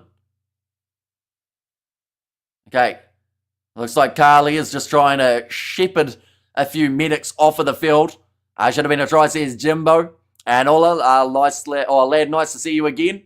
What a game of rugby now. Yeah, it's been competitive in the early stages. Any update on Sia? He is back out on the field for the South Africans, so he did pass the HIA. Took quite the knock early on, though. But he's going to be all right to continue. And once again, we are going to see Georgia kick this one for the corner. They are staying aggressive in this matchup, not taking their foot off the gas and seeing whether or not they can bust through to give themselves another try up against this dangerous South African side. Now, ready to throw this one. Georgia going for the corner. They came to play. And who scored, says Ethan. So far we've seen Boan Fenter and also Manus van der Merwe was the other man who scored. And then Kakadze was the try scorer for Georgia. Kickable chances not taken. There's been a couple turned down by both of these teams. Now taken. Lobarnidze going off to the skipper. Currently sitting 5 metres out from the line. Looked like maybe going to be left alone by Lobarnidze. Having a join in there was Babunashvili, I should say. There's some tongue twisters out there in terms of the Georgian forwards. Now picking over, that's obstruction. And it will be the penalty going the way of South Africa. Just getting it slightly wrong for Georgia, trying to create a bit of a wall and keep it up. Georgia awesome. And also who will win the under-20s final. My prediction was South Africa by 5. But we'll wait and see whether or not that's correct. Party in the crowd, says Jimbo. Yeah, it's an absolute atmosphere at this game. And to be fair, these two sides are delivering in terms of some extremely entertaining rugby.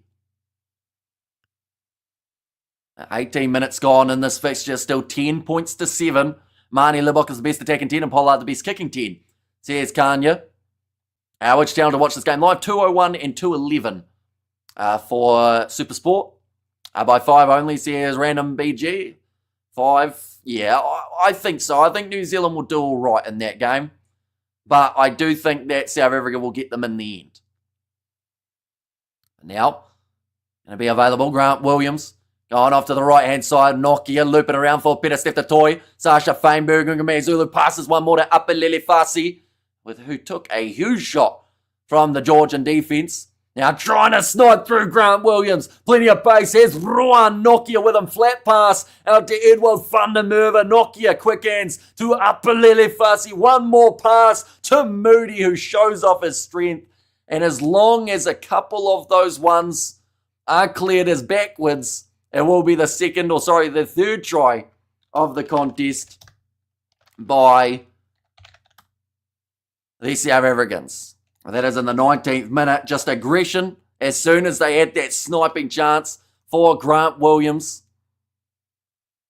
I think 27-31 for the Boks in the under-20, so going by 4, South Africa by 35. Says I was there by 5. Are you mad? Says Goodman.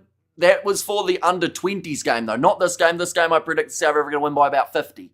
But the under-20s between New Zealand and South Africa, I've predicted it to be, I think it was 37-31 or somewhere around there. But yeah, that's for the later game, not this one, because I think people are getting confused. And the box says Vape Boy. And Georgia by 30 points, says Dubai. Lining up this kick, 0 from 3 for Sasha Feinberg, Mbombela Zulu. Crowd shaking their head. They are not happy with his kicking. Looks like a lot of disappointment from the stands. But after the 20-minute mark, it is 15 points to 7. Under 20, okay, says Goodman. And Miss Sasha, what's wrong with your boots? And Georgia by 30?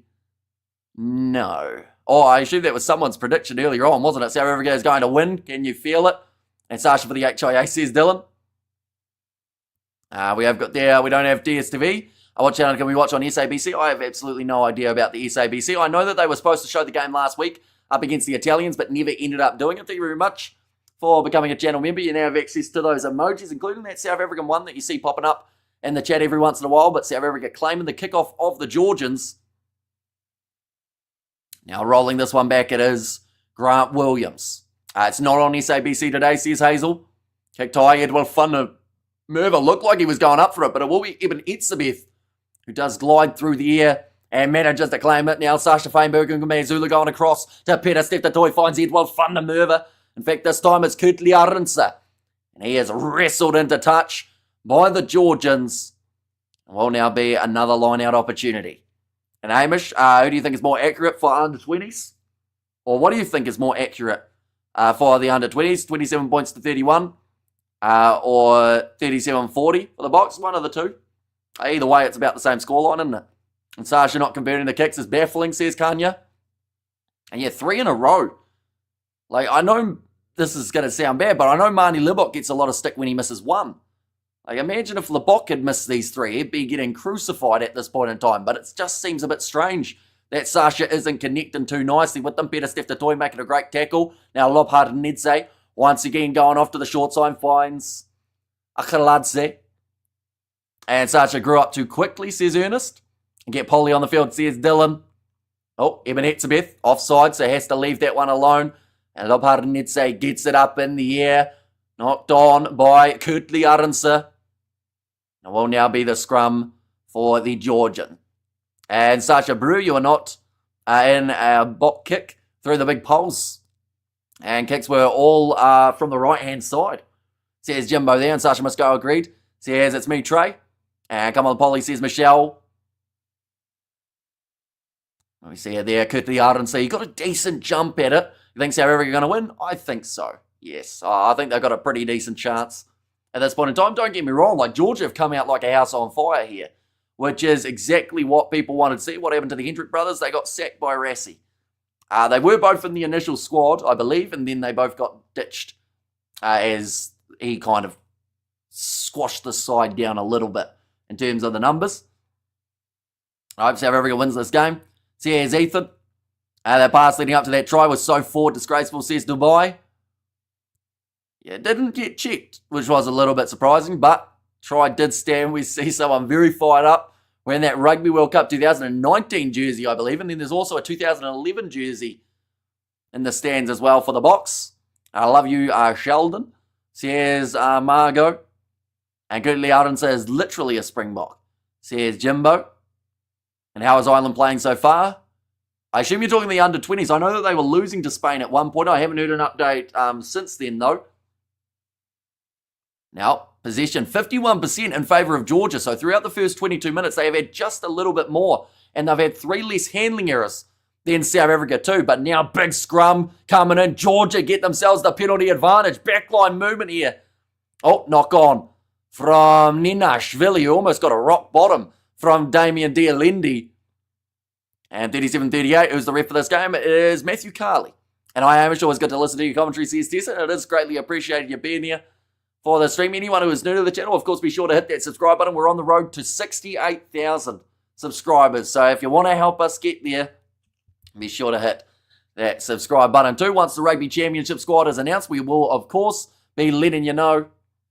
But we are currently sitting only around 600 away from that goal. Hello, Hamish Watson, says Byron. I can't wait for the bomb squad, says Chantel there. I'm watching from South Africa, says Craig. And there too. Who is winger in this match? They have got Kutli Arendse as well as Edwin van der Merwe. Kicked into touch by Georgia. They are not taking threes today at all. Under 20 score prediction. For the under 20s game, I'm going South Africa by 5. Or 6. One of those two. I can't quite remember what my prediction was. Who else can kick inside Sasha? I don't want it to affect the game, says Kelly. I mean, they've got Pollard off the bench. I don't think Sasha will get sacked from the starting lineup, though, because of the missed kicks. Of course, it's not an ideal start, but, you know, he will grow into the role. They just need to score on the other side of the field. Now, big attack around Kolisi. Sat down again, but the penalty goes the way of South Africa. In there, lightning quick was Manus van der Merwe and managed to win the turnover. Fantastic, Georgia. Keep fighting as a South African. I love the Georgians. Any wrestling nation can play rugby. Says WLK. And they will regret not taking these threes. I think by the end score, it may not matter too much. I think they will need 7s. Alabok or Pollard should be kicking.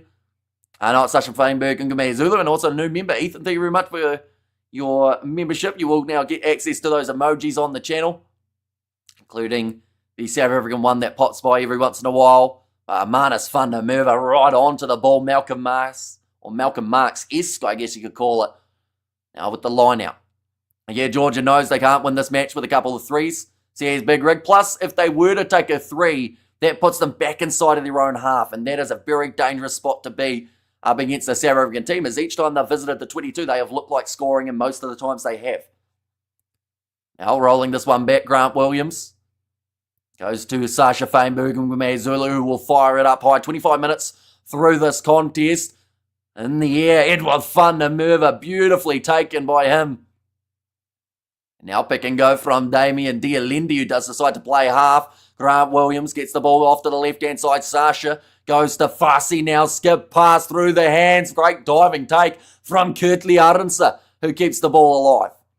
40 metres out, Williams. Back across again to Boan Fenta. Already has 1 try on debut, but Georgia in the breakdown, still not letting it go.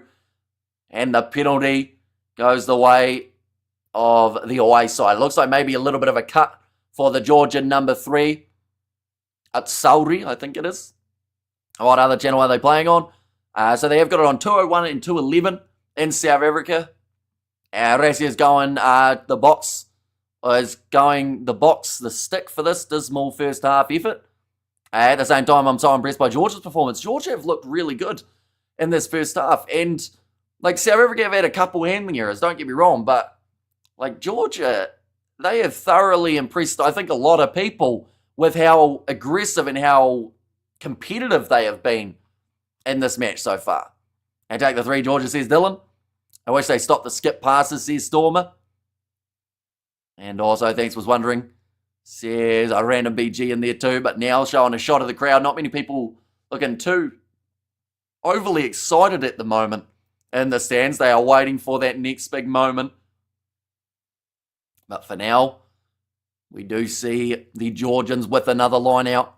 And Boan Fenta in a real find. Hendrik Vessel's out. I think there's enough room in the side for both of them because, of course, you've got Oxen Share, who is going to be one of those 2 props. But Jan Hendrik Vessels, I think his versatility also will get him in the team anyway. Watching on Sky Sports, the ref and TMO, complete disgrace. Says Dubai. And now sitting about 20 metres out from the line. In fact, a little bit further than that. 30 big shot from Peter Stefta Toy. Sits down Ivanishvili. Now, bump off of Siokolesi. What about the offload? Loparnidze. Now popping it back. This looks a little bit loose, but almost through the middle was Topotsadze. Now another advantage in favour of the Georgians. Thoughts on Jasper Vesse's suspension? It was like 4 weeks I think you can look at it in both regards. How some people who felt like it should have been lower probably were like, okay, but it's not too bad. But then some thought that it would have been longer than the 4 weeks. But yeah, it's one of those ones. Vesa himself said it was a really silly thing to do. And, it's cost him a spot in the Rugby Championship. And now Rassie, to rub it in, has said, here's your brother's opportunity in the number 8 jersey. Well, you see the big shot there from Peter Steftatoy. Got a little bit of the chin of the Georgian, but I don't think it will be anything more than just the penalty. I subscribe to your channel, says Yako. Greatly appreciated. Anyone who is new, be sure to hit that subscribe button. We have got currently 13 minutes remaining. Let's see whether or not we can get to 67,500 by the halftime break. So that is another 92. See if we can get there. We have got there as well under 20s, 31 points to 23. And I don't like when players go for a quick one while the ref is still talking. That is what is against the spirit of the game, if there is such a thing, says so. And that one has gone over from Georgia this time, deciding to take the 3, making the score now 15 points to 10. Now, we are about to either find out exactly why the Georgians didn't want to take 3-pointers, or it isn't going to cost them too badly. It's going to be kicked off by South Africa. I subscribe, says Ethan. Greatly appreciated as well. Now Sasha Feinberg, Ngume Zulu, kicking this one off high. And now chasing after it was Edward van der Merwe. Low tackle on Tadoa. Now Lobharden needs a little bit of extra pressure coming in from the Springboks defence, trying to force the error. Good job, says Fortnite 2014. And can you wish my friend Haley happy birthday? Happy birthday to Haley. Rolling this one back, Lobarnidze, told to use it. Does get it into touch. South Africa will have themselves a line out from about 30 metres out. I thought the game was live on screen. Sadly not, due to YouTube's restrictions. Any match footage or audio gets you taken straight down for a copyright infringement. Also, you get banned for 3 months, potentially sued too. Penalties conceded, 5 penalties against South Africa compared to the 4 of the Georgians at this point in time. And yes, go Georgia, says Dubai. Now line out throw for Van der Merwe. Ready to put it in. Going to Ruan Nokia in the middle of the line now. Minus Van der Merwe claiming that ball at the back. Although one of the Georgians almost going straight through the middle there. Trying to get his hands on the ball. It's stuck in there. Not really coming out. They're being told to use it and they can't, the box. So Georgia will have themselves the scrum. And prediction is 45-10. And the South African needs to score. And thanks, Amish, says Tonian. And there as well. Okay, one of the Georgians here is saying that he can't see, even though he's got a cut down there. So I think they are just going to be checking on it. Oh, little bit of back and forth there. One of the South Africans saying, if you're injured, get off the field and hurry up. It looks like they are just going to sort out that mouse that is forming underneath the eye of the Georgian prop. Respect Georgia. And surely we underestimated Georgia, says Bopello. The box playing rubbish, says Blue Sky, and respect Georgia. Right, it sounds like it is going to be play on now. I'll get a little bit of Vaseline on that thing. And they will have the scrum. Okay, Matthew Carley just saying there, make sure that both sides are waiting patiently for that scrum. Georgia has taken excuses to get out of the game. So here's Ethan. To be fair, it was a pretty impressive mouse under the eye. But I think his excuse of saying that I can't see too well wasn't the greatest one. Vaseline always makes me see better. Now, ready for the scrum, and the Springboks win the penalty. Now, players on the ground, so not able to take that one quickly. The Georgian side is not going out or like that. And also, Georgia's lying down deliberately, says Albert, I want it live, please. So the options are Super Sport, also Stan Sport, Flow Rugby, I believe, have it. Sky Sport have the game too. And also we get their Georgia crumble, and Georgia making the box look very ordinary so far, says Dubai. And the first time seeing Bohan looking okay. Yeah, he's looking like a solid option in that front row. We cannot underestimate any opponent. Rassie going to straighten the boys at halftime, says Thato. So taken by Ruan Nokia, Van der Merwe joining into the back of the rolling maul. Waiting patiently to try and put this one down over the try line, marching forward for the box. Manus van der Merwe gets himself the second try of the contest for him. And what we might actually do on our scoreboard is we'll have to put Manus, because of course 2 van der Merwes in the starting lineup. And last week we did see Edwell get himself the 2 tries, but this week it is certainly Manus's 2 tries on debut. The hat-trick could be on the cards. We are the champions, and Georgia must make a mistake for South Africa to get a kickoff, says Ethan. And I'd like to see Georgia play England, says Yanni there. And the box underestimated the Georgian team, says Greta. Manus van der Merwe controlled well at the back of that rolling ball, which was always going to be near on impossible to stop. Now a kick for Sasha on the same side again. 0 from 3 at the moment off the kicking tee. But can Sasha straighten it out and get this kick over? He struck it and he's got it over. That is one of the biggest crowd cheers that we have heard so far. 22 points to 10 for the South Africans. And Sasha got it, says Sakabula. And the ball can't kick and says Blue Sky. And Paul Sasha has to kick again, says Lisa. And it's one of those ones that as a kicker, in a game where you are struggling a little bit off the tee, is it the case that you want more kicks or do you want less kicks? It's probably a little bit of both, because you want to prove that you will eventually get them over, which Sasha has now done. And always good to see players do something special on debut, says Mark Wild. Over there, Megan with the dancing little emojis. And yeah, I hope you are doing extremely well. Oh, a little bit of a take out there from Nettling for share in the breakdown. And now all the Bok fans love Sasha again, says Dylan. Now kicked high. Edward van der Merwe again gets it under the high ball. Had some pure success under it last week in the matchup against the Italian dude, Damian Dialendi. He's going to go for a kick in behind, something we don't see too often from the experienced 12. Taken at the back for Tabutsadze. Looking like he's not quite making a choice there. And it means that South Africa can get into the breakdown. Ball still on the side of the Georgians. And go Bok. Us fans love you all, says Brett. Pick and go there from the Georgians again. We have got there B have effed up South African rugby, says Devlap. And also we have got their 25% conversion rate is almost a pass. And score all charged down for South Africa into their in-goal area. Having to kick this one away and in the end doing extremely well for Kavesa Ladze. Another Bok. And up there, Farsi should be kicking.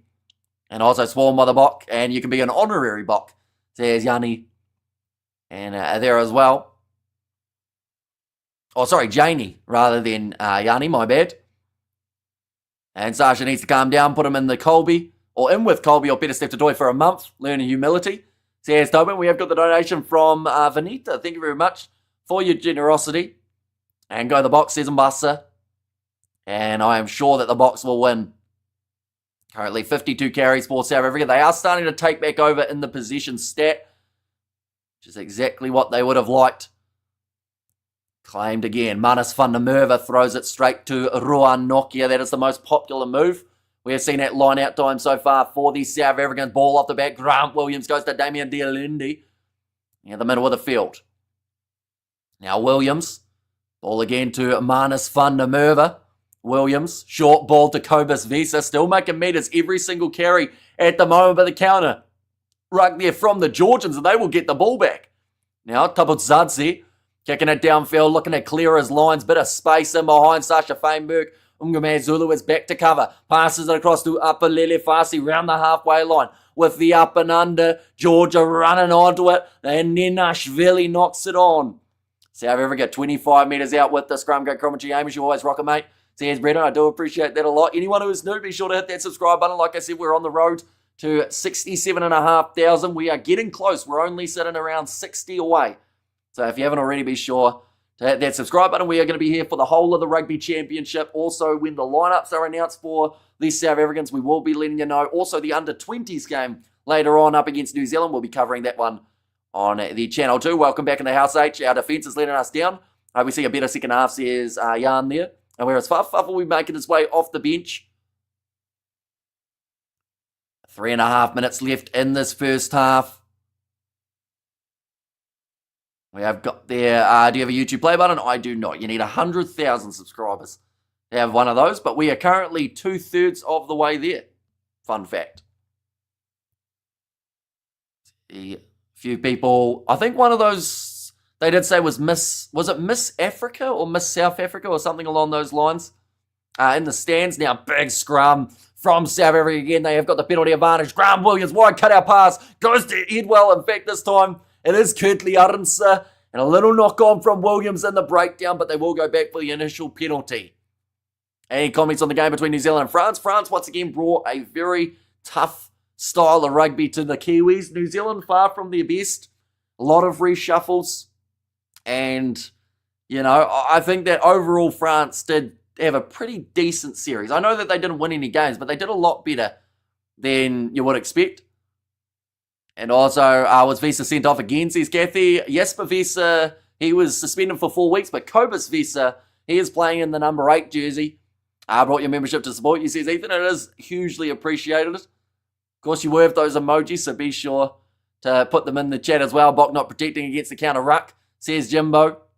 Miss Universe, maybe it could have been. I don't really know how all the Miss competitions work. Now 2 minutes remaining in the first half. South Africa kicking it into the corner.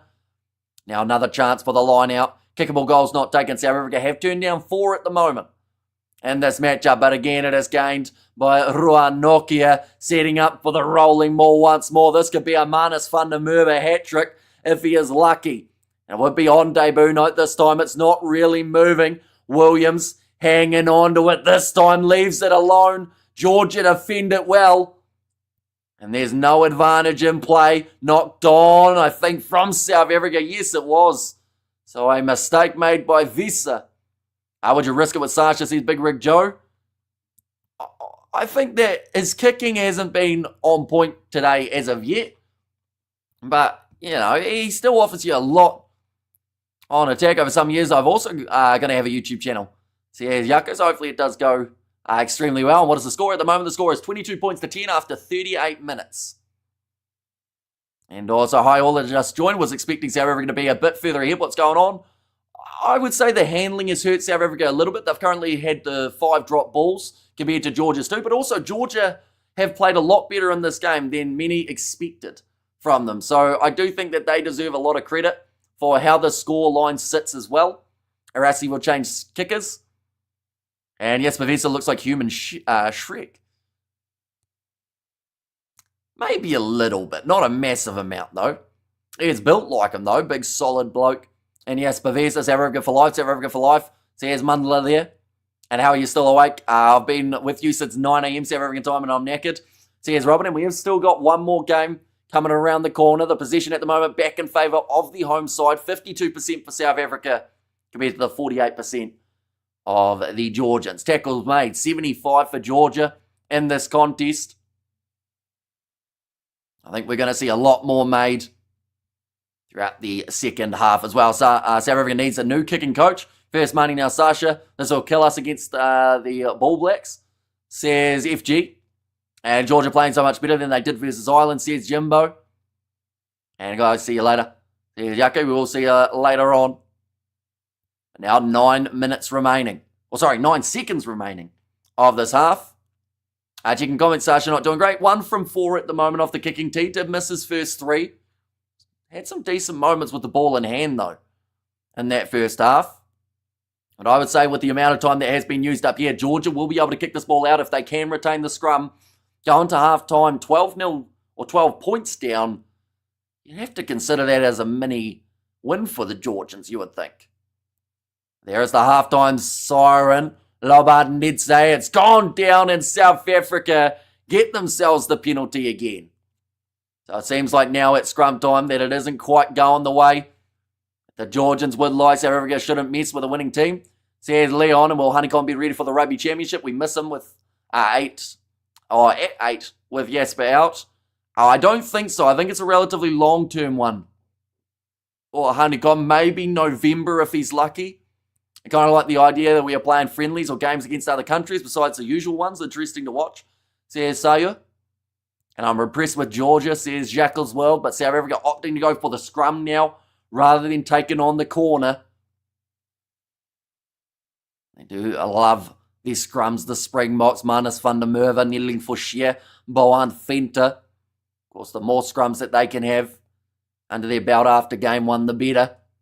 This turf is really getting ripped up badly. And a big scrum again from the South Africans. Comes out the side, no advantage in play, but Damien Dialendi tackled 5 metres out from the Georgian line.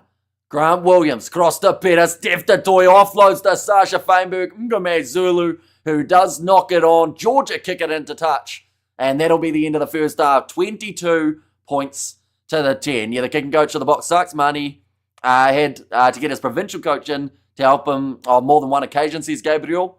And that's great for yourself a Red Bull. Great commentary, says Gareth. Thank you very much. Greatly appreciated. And who they're going against next, says Ethan. And wins the second game. So the next game for South Africa is actually in one moment. We'll go like this. There we go. It's in about, I'd say, 30 days' time, or a little bit less than that. And that is their first game of the Rugby Championship up against the Australians in South Africa. That game at Ellis Park. The second match at Cape Town Stadium. And then the one at Eden Park. The 6th of September, the match that a lot of people are looking forward to. I'm sure that there will be a huge amount of build-up, a huge amount of anticipation that does end up happening. And then they have a rematch up against New Zealand the weekend after, then back in South Africa for a match up against the Argentines, and then the last game of the Rugby Championship up against the Argentinians in Argentina to close out the Rugby Championship comp. Then November rolls around and they have got France, Italy, Ireland, and Wales. So plenty of matches still to come for South Africa. We will be covering them all on the channel. So if you guys are new, be sure to hit that subscribe button. We will have a quick look at the update. We were aiming for 67.5. We are currently 30 away. So if you haven't already, be sure to hit that subscribe button. Rassie Time, says Janie. Eden Park is going down. And damn, Georgia are really bringing it to us. Got to respect them, says Mike. Yeah, I think that the greatest thing that we have seen from the Georgians in this match is just their willingness to compete. You know, like, this is a team that a lot of people ruled out right from the get-go. They knew that they were going to be physical, the Georgians, but I do think that their scoreline, like, and yes, second half could look way different. But for now, anyway, we know for this first 40 minutes, the Georgians gave everything that they had. And credit to Georgia, maybe the junior box won't make it, says Jerry there. And also, given that South Africa should win this game by 50 points, I have this as Georgia leading at halftime by 22 points to 35, says Dubai.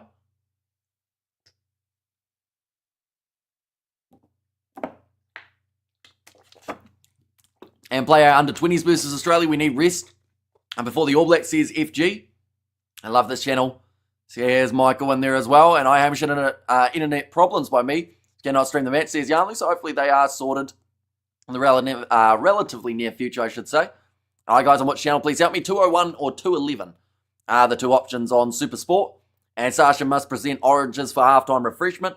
Then off to change room for boot shining, says Tobo Lee. Yeah, certainly wasn't striking them as cleanly as we have seen before from Sasha Feinberg, Ngome Zulu. But perhaps second half it could be a whole different story. South Africa versus Australia is going to be hard to see, says Ethan. And also, Hamish, it's really okay to look at us when taking a sip, says Christopher. And also, Jessica said, hope Georgia wins. I think there's been a few people hoping for the underdog story. I would even consider, you know, as long as nothing completely terrible happens throughout the second half of this game, I would still argue that what we've seen from Georgia here, I don't want to say it's a mini victory because that sounds like you're kind of belittling them a little bit, but like they've played pretty impressively throughout this game. It's pretty clear where this game will go. Well, that's the thing. If South Africa can hold on to the ball and stop giving away penalties, they'll win this game by quite a bit. But Georgia, any chance that South Africa have given them, they've stayed in it a little bit more. And perhaps, you know, they have shown a bit more than expected. Arassi's going to straighten the boys. We cannot even rule out our opponents. We cannot ever, rule out the opponents, says Tato. Georgia will run out of steam in the 60th minute. And yeah, that is where the bench will be so pivotal in this contest. We will look through at the options that both of these sides do have off their bench for the Springboks. It is Bongi Umbanambi, Thomas Tatoy, and Vincent Koch as the number 18. Argus Naiman and Quagga Smith there as the other two replacements. Now, we have actually already seen Quagga Smith for a short period of time. That was during the time where Kolisi was off the field with the head knock. He did return, though. So they have still got the whole bench available for the second half. Faf de Klerk as the 21, Hondre Pollard 22, and Damien Willemse slotting in as the number 23. So they have got quite a bit of fly half cover. if needed. And then also those classic 5 forwards to be able to make their way on it later on. For the Georgians, they have got a few handy players. Gigashvili, they might need his use in the scrum, seeing as there have been a few too many going against the Georgians in that first half. Uphandradze, I should say, as the number 22. And, like Georgia in this matchup, I would say they've got quite a few changes compared to that Rugby World Cup team, but some of them are, on the rise. I think that they could do all right. But looking through not just at this game, of course, we'll look at what's coming up in the near future while we do get a few stats about this contest too. But the First Nations and Pacifica XV will be taking on the British and Irish Lions. That game taking place on Tuesday night. We will be covering that one on the channel. They have got the Australia versus British and Irish Lions second test taking place on the Saturday, 26th of July, and then the match the weekend after, and then 2 weeks, and then we're straight into the Rugby Championship. South Africa taking on the Australians. It's going to be a tough game for the Wallabies, depending on how that British and Irish Lions tour does go. Australia, of course, playing in that first match, away from home. New Zealand also away. They'll be going head-to-head with Argentina. And these are all New Zealand times, so that match between South Africa and Australia actually at 5:10 p.m. for you guys. In South Africa, the Pacific Nations Cup also starting up in 5 weeks' time. Alongside that, the Bunnings NBC starts in 2 weeks. The Curry Cup starting next weekend. If they are showing the games in New Zealand, which sadly they haven't for the past couple of years, but if they are, we will be covering at least 2 of these games on the channel. It is a competition that we have done in the past on the channel. It's a lot of fun learning about the up-and-coming youngsters of the South African kind of depth chart. But, yeah, hopefully they're showing them in New Zealand, or else I have to try and find another way of being able to watch those games as well. We have got the Sasha's having a bad game. Never thought I would call for Marnie. Says Simon there. And I'm back, says Lorraine. Welcome in. And also, hi chaps. When did Georgia score a try? Maybe during halftime. Georgia scored the first try of the match. As you can see there, Kakadze. No one anticipated the first try of this match to be a Georgian player. And I assume that in the betting odds, like if you were back to Georgian to score the first try, more particularly him, you're probably making about $40 back per dollar. And Georgia bribed to lose, just kidding, says Digital Media. And also we have got there, what are your thoughts on cricket players joining rugby? In what regard? Like guys who have played rugby before playing cricket, or the other way around, sorry. And we have got their stats. So when Marnie is on the field, more tries get scored. And I must say his kicking game is coming along quite nice. Sasha really hasn't been under pressure. But let's see when the media comes from. Says Alton. And also Hamish, excellent commentary as always. I reckon you'll be flooded by a rugby championship starts. My family want you in South Africa ASAP. Says Does Neem. Yeah, I have said many times one day I'll have to try and get over to South Africa. But I do want to go, if I do end up making the trip, I'd love to go for like a month rather than just a week or so. And Hamish G. Georgia's world rankings, they are currently still in the same spot as they were, sitting in that number, I believe it is 12 spot at the moment in the overall standings. Or sorry, the number 11 spot, I should say, as they are above the Welsh, who are in 12th. How do you watch the rugby? I am watching it on Sky Sport 1 here in New Zealand. Sasha has gone off, booked in to the optometrist, a last-minute appointment, and Wellbox really struggling against the team ranked 10th. A wake-up call for the box says, are we? And there too. And also that setup, and then try by Moody was so sick, says a TRJ. Yeah, see, that's the thing. When South Africa have put it together in this match, they've had some very impressive plays. That rolling mauls look strong, and it seems like Georgia are really struggling to find a way of being able to defend it. On the other side of things, you have got the open play under the high ball. Edward van der Merwe has been absolutely throwing his body on the line. Things were crazy, says Ethan. South Africa will take you either open arms, you're a rugger boy, says Janie there. I thought South African matches are difficult to keep players on the toes and complacency and arrogance away from the door, says Anita. And also, what are your thoughts on a reformed rugby championship, which includes New Zealand, South Africa, Australia, Argentina, Chile, USA, England, Wales, Tonga, and Portugal? 2 matches each as normal, but a neutral venue for the top 2 teams. That's a very big competition, that is for sure. And I guess geographically would be the only slight concern there. We have got there even a month in South Africa is too short, too much to see and do, says Rhea.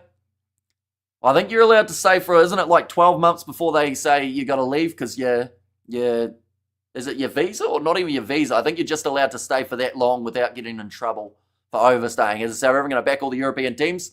When will the All Blacks and Wallabies bring Fiji into the Rugby Championship? So much growing the game, says WLK. Well, I think it is more than just the All Blacks and the Wallabies to make the decisions. But there are talks about Fiji and Japan joining eventually in the competition. And also we've got this bigger competition taking place from next year onwards, I believe it is. And that involves 90 days, says Janie, for how long you're allowed to stay in South Africa. And no restricts on me when you visit Edinburgh, says Dylan there. I might have to make my way to Scotland some point as well. I'll just have to travel a lot of locations. I'm going to have to save up some money. I would say, I'm sure when you come over, you won't need to find accommodation. I'm sure there are many that will open their homes to you and then get the experience of a proper braai. Generous hospitality, says Mike. What time will the second half be? Probably in about, I'd say, 4 minutes' time for these two sides to make their way back out onto the field. Rassie won't be satisfied with the first half performance, but remember, he's experimenting with combinations and developing depth, says Roger. And that's the thing, this South African side is very different to some of the ones that we've seen in the past. They're all new front row, but they've actually gone all right at scrum time, and 3 of the tries for the Springboks have been scored by those front rowers in Venter and Manus van der Merwe. You stay at my house, says Dylan there. And Bokkers making their way to the final, says Jordan, and second half better. So much better. And also we have got there Germany's covered. If you're there also, says Zazazek. I got that one for you. Yeah, I'll have to keep that in mind. I'll have to work out the location we want to go. Yeah, we have to work it out. Also the best times to go each time. Or each, time of the year that's the best, I should say. How many players has Rassie selected for these 3 games? It's a lot. There's been a lot of rotation. I believe most guys have at least been given one chance. In fact, I think the only ones who haven't been given the chance are actually the ones who are injured. If you have 1 point more than the other team, what do you call it? Says Ian. I don't know whether or not that's like part of a joke or whether it is just that you want me to say it's a win. And legend you are, Hamish. Thank you for all you're doing. Really enjoy your personality and content and passion. All hail Hamish, the Hamish Champions Cup in honour of Hamish. I don't think they'd even do that in the rugby world, I'll be honest. But second half of this contest, very close to taking place. South Africa taking the possession back in the second half of the first. Arabia is not very big in Germany, apart from Heidelberg, says Zazazek. And go to Scotland in November for the Autumn International, says Dylan. And Feb is the best month, says Janie. In there. And you have to come to Durban for a bunny chow, says Unholy Monk. And also, they are pulling their selves for the finals. And Rassie used 47 players in the last 4 games, says WLK. So yeah, not many sides do that, mainly because they don't have a squad that big. And you are the family always welcome down at St. Mike's in KZN South Coast. And Hamish, must think these Bok fans are off their heads. Vicious comment, says Tobo Lee. I'll be honest, we've had a lot of great comments coming out of South Africa. No matter what country it is, you're going to get some that are quite rough. But I think that more times than not, they are relatively nice. And I think that we're pretty lucky in terms of the community that we've been able to build, that there isn't a huge amount of back and forth or negativity that is thrown out there. At the end of the day, we all just love watching a bit of rugby. And I talk very fast. That's pretty much what I bring to the equation. And we are all mad here, says Dylan. And Rassie is forward thinking. Our current champions are aging, so we need to train the new gen now. And looking forward to the Box Aussie-New Zealand games, says Hillary. And there as well. But nonetheless, I do thank you all very much for being here. Of course, hit that subscribe button if you haven't already. That kind of sounded like I was ending the live stream. That is, of course, not the case. What I was going to say is the second half is just about to get underway. And we have there, what were the odds of Georgia winning? Last time I checked, it was 40-1. At the start of the game, it was 16-1 for us here in New Zealand. But I assume that would have gone up quite a bit when we started to see South Africa score a few more points on the board. And Nublat is still gelling. And Sasha totally overrated. Lebok and Pollard, they're both consistent. Lebok misses, Pollard doesn't, says Richard. And come to Northern Alberta. I'll take you to the Sled Dog Festival. That sounds intriguing. I love listening to you. You sure got it, says Leslie. Thank you very much. And also the donation there from Dylan. Greatly appreciated too. With the second half of rugby. Do let me know your score predictions for this contest. And like I mentioned, this is far from the last game of rugby that we are doing today. We are also going to be going head-to-head or going to be going for the commentary of New Zealand versus South Africa in the under-20s final. It's going to be a big one. Those two sides having an outstanding game in the Rugby Championship under-20s comp.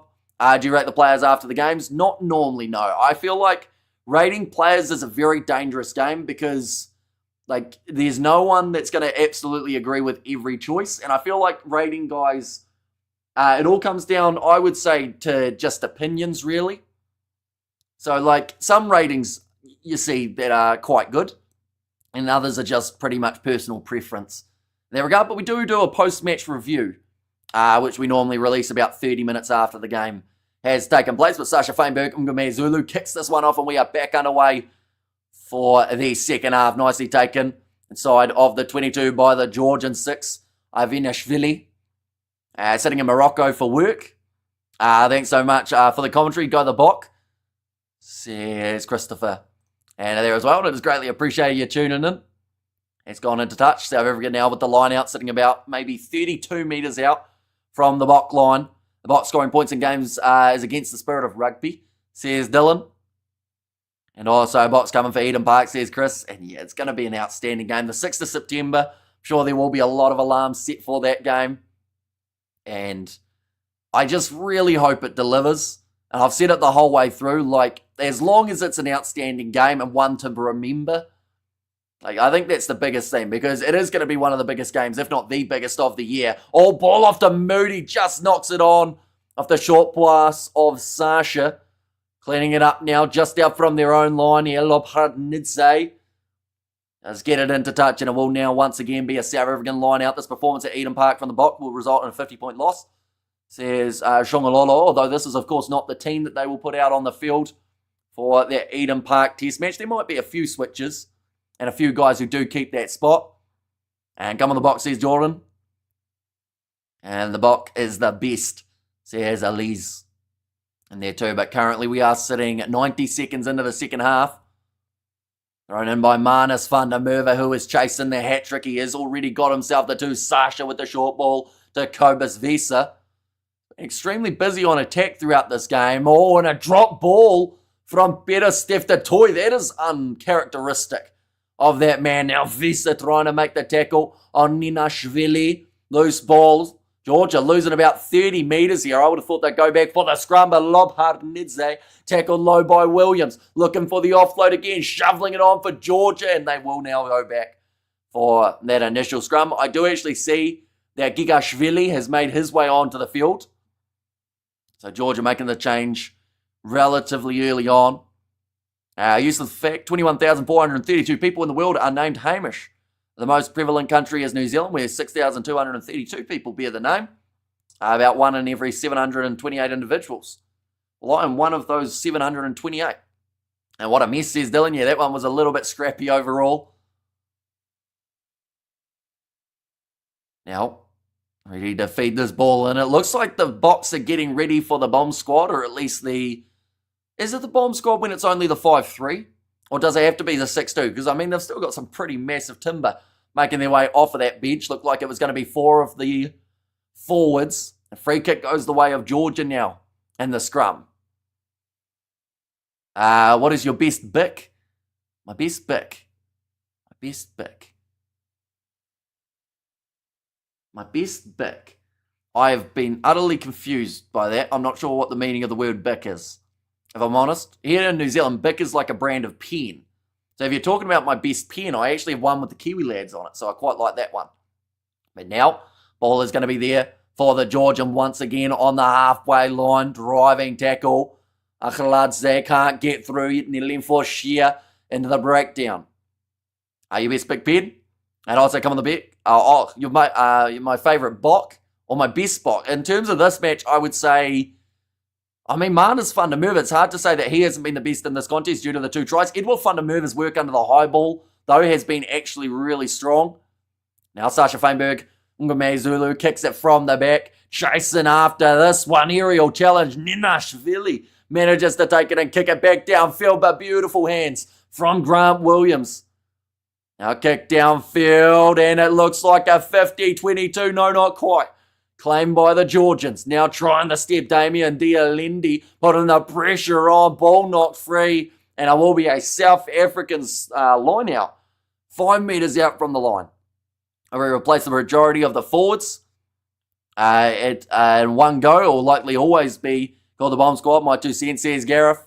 They're going to need to wake up and get a team to be consistent. As even with the team is going to cost them, they need to be down to earth. And very quality Rassie is going to be the Boks downfall. What changes would you make to the Wallabies lineup for the second test? I think they have to make a change in the 9 jersey. As much as like Jake Gordon is a handy enough player. Wow, that's a massive slap of the line out there. And Georgia managing to get the steal inside of his in-goal area. That's going to be dangerous for the Georgians, getting tied up by about 3 or 4 South Africans. And it will now be a 5-metre scrum. So Georgia doing all the hard work of getting that line out steal, just to now give South Africa what could be regarded as an even better position. And why is SABC not showing the game? It is a massive shame. I feel like they would have done quite well had they continued to show them. And the bottom squad says Thato there. Moody make a tackle. And I says Norman. And there as well. And how do you talk so fast? I think I just got used to it because to be able to do the commentary and read the chat, I had to try and up the word rate per minute. So, yeah, sometimes my tongue gets in the wrong place. But most of the time, we don't go too badly. Hamish, what was the most furthest, where'd that go? Most furthest win game that you posted? Well, I mean, that game between New Zealand and Italy in the Rugby World Cup was probably one of the more one-sided affairs that we've ever covered on the channel. Now, scrum reset about to take place. We have got their Springboks are going to win this game, Stephen says Simone. And also we have got their too many keyboard warriors in the chat for World Cups, says Yuri. And gosh, that gave me 10 points, Bok playing Seaside again, says Marvin. And scoreless better now, says Carlin. Now ready to put the ball in again. This is where Grant Williams will be dangerous, unless they do look for the number 8 option off the back. And Kobus Vesa wouldn't be a bad choice. Own scrums lost. We have seen so far the Georgians lose 2 of theirs. Whereas it's been relatively consistent throughout the game for South Africa, and they have got quite a few penalty advantages, including this one. Quagga Smith breaking off the back, another advantage in play. Grant Williams across the Peter, Steph Toy bundles through 1 metre short of the line. Williams, wide cutout pass, gives it out to Edward van der Merwe, and he will score his first try of the match. That is the first try for the South Africans since the 31st minute of this contest, but we will put him in. Edward van der Merwe, now the second van der Merwe to score in this game, getting it in the 46th minute of the contest, but a brilliant pass from Grant Williams. Is there any doubt that he is going to be the first choice halfback for South Africa this season? We have got there, gotta love Peter Steph, says Janie there. Or was it Portugal 7, Ireland 106? That was a one-sided game, but we didn't actually cover it on the channel. So that was the big difference. Always gives it its all, says Janie. Now Sasha Feinberg and Mea Zulu, he's sitting 1 from 4. And once again, it will be on the same side. And he's missed again, 1 from 5. He would much prefer the Springboks start scoring on that left rather than the right. Sasha sitting with 20% off the kicking tee today. Peter Steph the Toy working hard all throughout this contest, and then the perfect pass out wide from Grant Williams. Shows the game, man. Says Arnold, I wish that I could, but if we showed any match footage or audio, YouTube would take us straight down and we'd get a copyright strike, and then we wouldn't get to do any commentary for 3 months. So that would be, I mean, I could go to South Africa during that time, of course, but, yeah, might not be able to afford it. We got the channel banned. Now Grant Williams rolling this one back. Sitting 22 metres out from the line at the moment for the South African. Sasha Feinberg. Ungme Zulu goes across to Dialendi. We go with the kick in behind off his left boot. Bounces steeply. Rolls into touch. Georgia now with the ball. And oh man, being Polly on to tick. Or sorry, on to kick. What's the updated score, please? Updated score at the moment is 27 points to 10 due to the miss of Sasha Feinberg. Ungme Zulu after the 48 minutes. And also Sasha's kicking a worry. I can't be doing that against the ABs or France. And hello Kiwi, says Ryan, welcome in. Line out throw here again for Kakadze. Just a 1 try for the Georgians in this contest, but he was the man to score it, going to the front. Lopardnidze going back across to the left-hand side. Tack and run. And be driven backwards. Loparnidze again, looping around. Link up. That was forward by about a metre, and they'll go back for another scrum. For South Africa, hats off to Georgia, a commendable opponent. Sacha has been sadly a disappointment. And played Cheslin Colby at scrum half. He is not available in this match for the 23, but we know that he's got a few tricks up the sleeve, as we saw him play at one point feeding the scrum. Our Boks haven't got one bounce of the ball, says Jimbo. Let Fussy come up. Pollard winners the under-20 final. It will be taking place in just over 2 hours' time. I am going to be covering that one on the channel, as well as doing 30 minutes build-up for that matchup. So, yeah, anyone who's keen for that under-20s game, it's going to be New Zealand versus South Africa, so it's going to be an absolutely awesome one. Be sure to stick around for that contest. And Jimbo says Dylan and Suffers need to lower expectations. Yes, 60-0 would be a good result. What will the squad learn? And now another free kick going the way of the South African scrum. I was seeing $2,099, says Elise there if we show the game. I'm sure you will.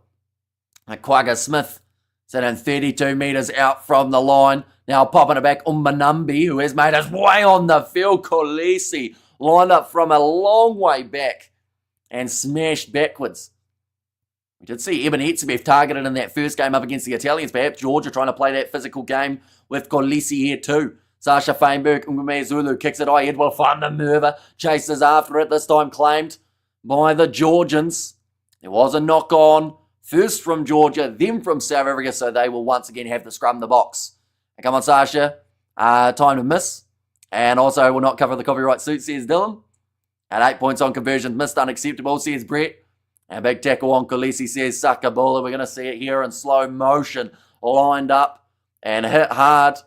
They are saying it was the captain, but it was actually Ivanishvili. Just a big shot coming in. And also, they're rather missed now than later games, says Thato.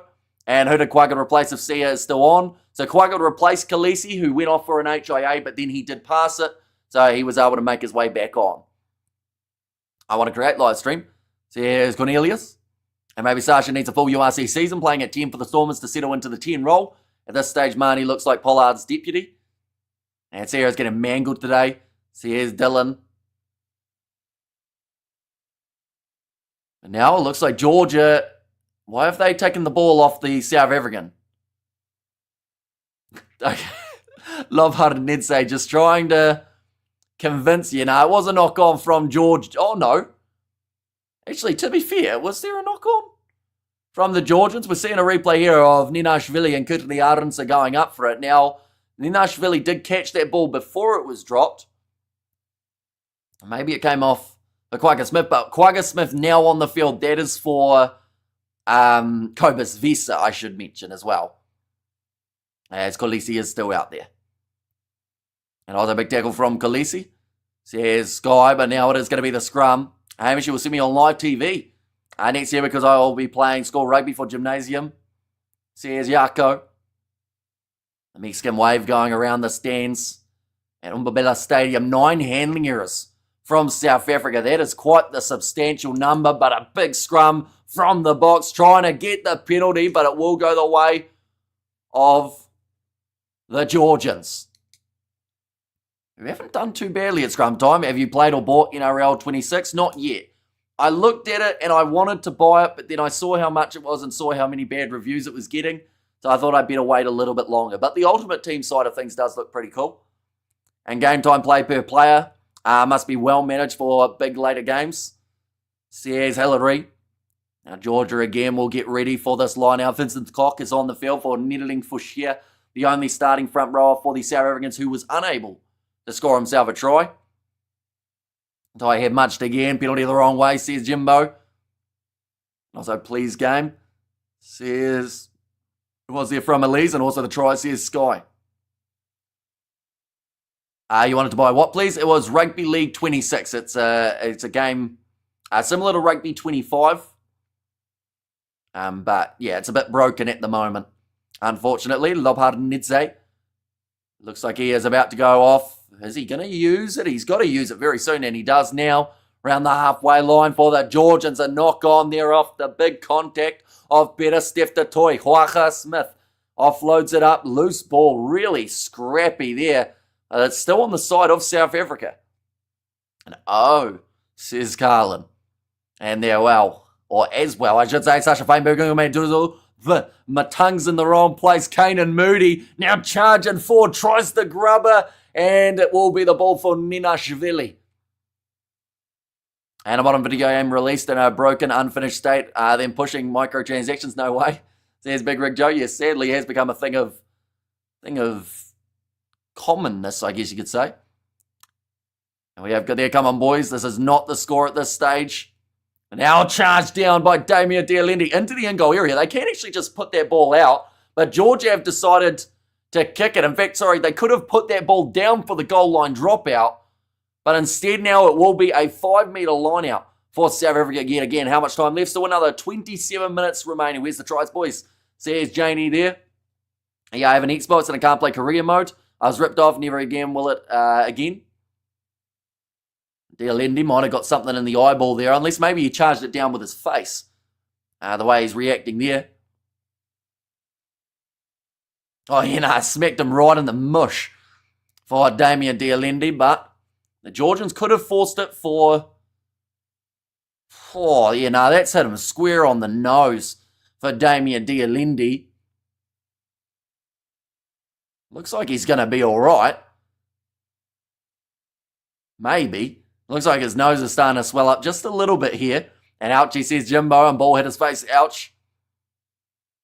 And Damien Dialendi, drinks time. Thoughts on the ref so far, Hamish? I feel like it's a very dangerous game commenting on anything the ref does. Because as we learnt from last week off that kickoff, it was split opinions. Like, I don't think it's been awful so far throughout this contest. I think that there's been a few things maybe in the scrums that could have gone other ways, but I don't think it's too bad. Are you wearing your South Africa t-shirt under your hoodie, Hamish? If not, when? Says Carlin. I am not. What have I got on underneath? I've got a white shirt with a puma on it, but that is, of course, not supporting the Argentines in this case. Bok is the best, says Elise. And Factory Reset says this is Zach. And Hamish loves the box, says Dylan in there as well. But Umbanambi, that line out stolen by the Georgians, but they will have another crack at it. We do see now Damian Valimza making his way onto the field for Sasha Feinberg, Ngume Zulu. And Andre Pollard actually also on there. Do you own a South African shirt? Not like a Springboks kit, but I have like a shirt that says South Africa World Champs on it. And they're looking to get this one rolling forward. Grant Williams, 10 metres out from the line. They have still got the change of Fuff to Clerk. I'll be honest, I'm a little bit surprised that they haven't made that change of the Clerk as of yet. Oh, nice work in the breakdown from the Georgians.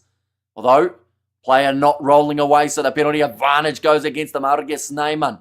Crashes it forward, no advantage there. Peter Steph-Toy, Pollard, quick hands from Moody. Goes behind Valimza, who picks it up, puts in a big fend, and gets wrestled backwards big time. They'll go back for the initial penalty. You must send him one in the Speedo. He has to have the Speedo. I don't think I'm in anywhere near the shape that I would have to be in to wear that Speedo with confidence. I'm also extremely pale, so it might be more of a sight for sore eyes than anything else. And it works for us. Well, James, you're one of us. I just living in New Zealand, says Carlin. What's going on with the box? Looks like they can't play second half anymore, says Raymond. We do see a few more changes taking place for the Georgian bench now. And Bok is going to win, says Sky. And terrified rush defense by Georgia, says Blues Nate. I'm so effed up, says me. Is that like from drinking or like emotionally? Me. We are going to see there Titrashvili. He will make his way on. And also Chachanidze makes his way off. I'll be honest, some of these guys off the Georgian bench, their names do not roll anywhere near off my tongue. Speedo and Jumper and Must with a Castle and some Biltong, says Janie. And 4 more tries for the box, says Dylan there as well. And big lads, the Georgians, they are a physical pack. Like I mentioned from the get-go, they did have more weight in that 4-pack than the South Africans. But when you look about a stylistic matchup that was always going to be intriguing, like Georgia have brought that. in this contest. And the scoreline does still have time to change quite drastically. Big scrum from South Africa again, going to the short side. Andre Pollard pops it off to Valimza, who is straight through and scores in the early stages of his match. But that is going to be the Valimza impact straight away. 56th minute of the contest. He came on in the 55th. We've had one scrum since he made his way on, and now he scored. We have got there as well. Hi, says Ryland. Welcome and hope you're doing extremely well. And the Georgian bomb squad says hi, Lollipop. Yeah, Valimza just bursting through the defence. Matkava trying to drag him down. And wasn't quite able to do so. I paid for a DST account and still can't watch the rugby with my own money that I worked for this holiday. Says me. So why wouldn't it be work? Did you get the right plan? Me. And the kick has gone over from Andre Pollard. 100% for that man early on, but 34 points to 10 the score now. And South Africa building that bit more of a lead. And South Africa is not technology. It is technology, says Yako there. And no, you're wrong. Springboks is going to win, says Sky. Who said that they weren't going to win? I assume most people were backing them to be victorious here. Mate, does New Zealand even have an Air Force, says Katzenel? I think so. I think they visited our school once. Now, nicely taken by Ruan Nokia. I think 57 minutes through on this matchup. 34 points on the board for the Springboks. Getting closer to that half-century. Pollard, nice hands to Damian Valimza, who just had his foot really dig into the turf.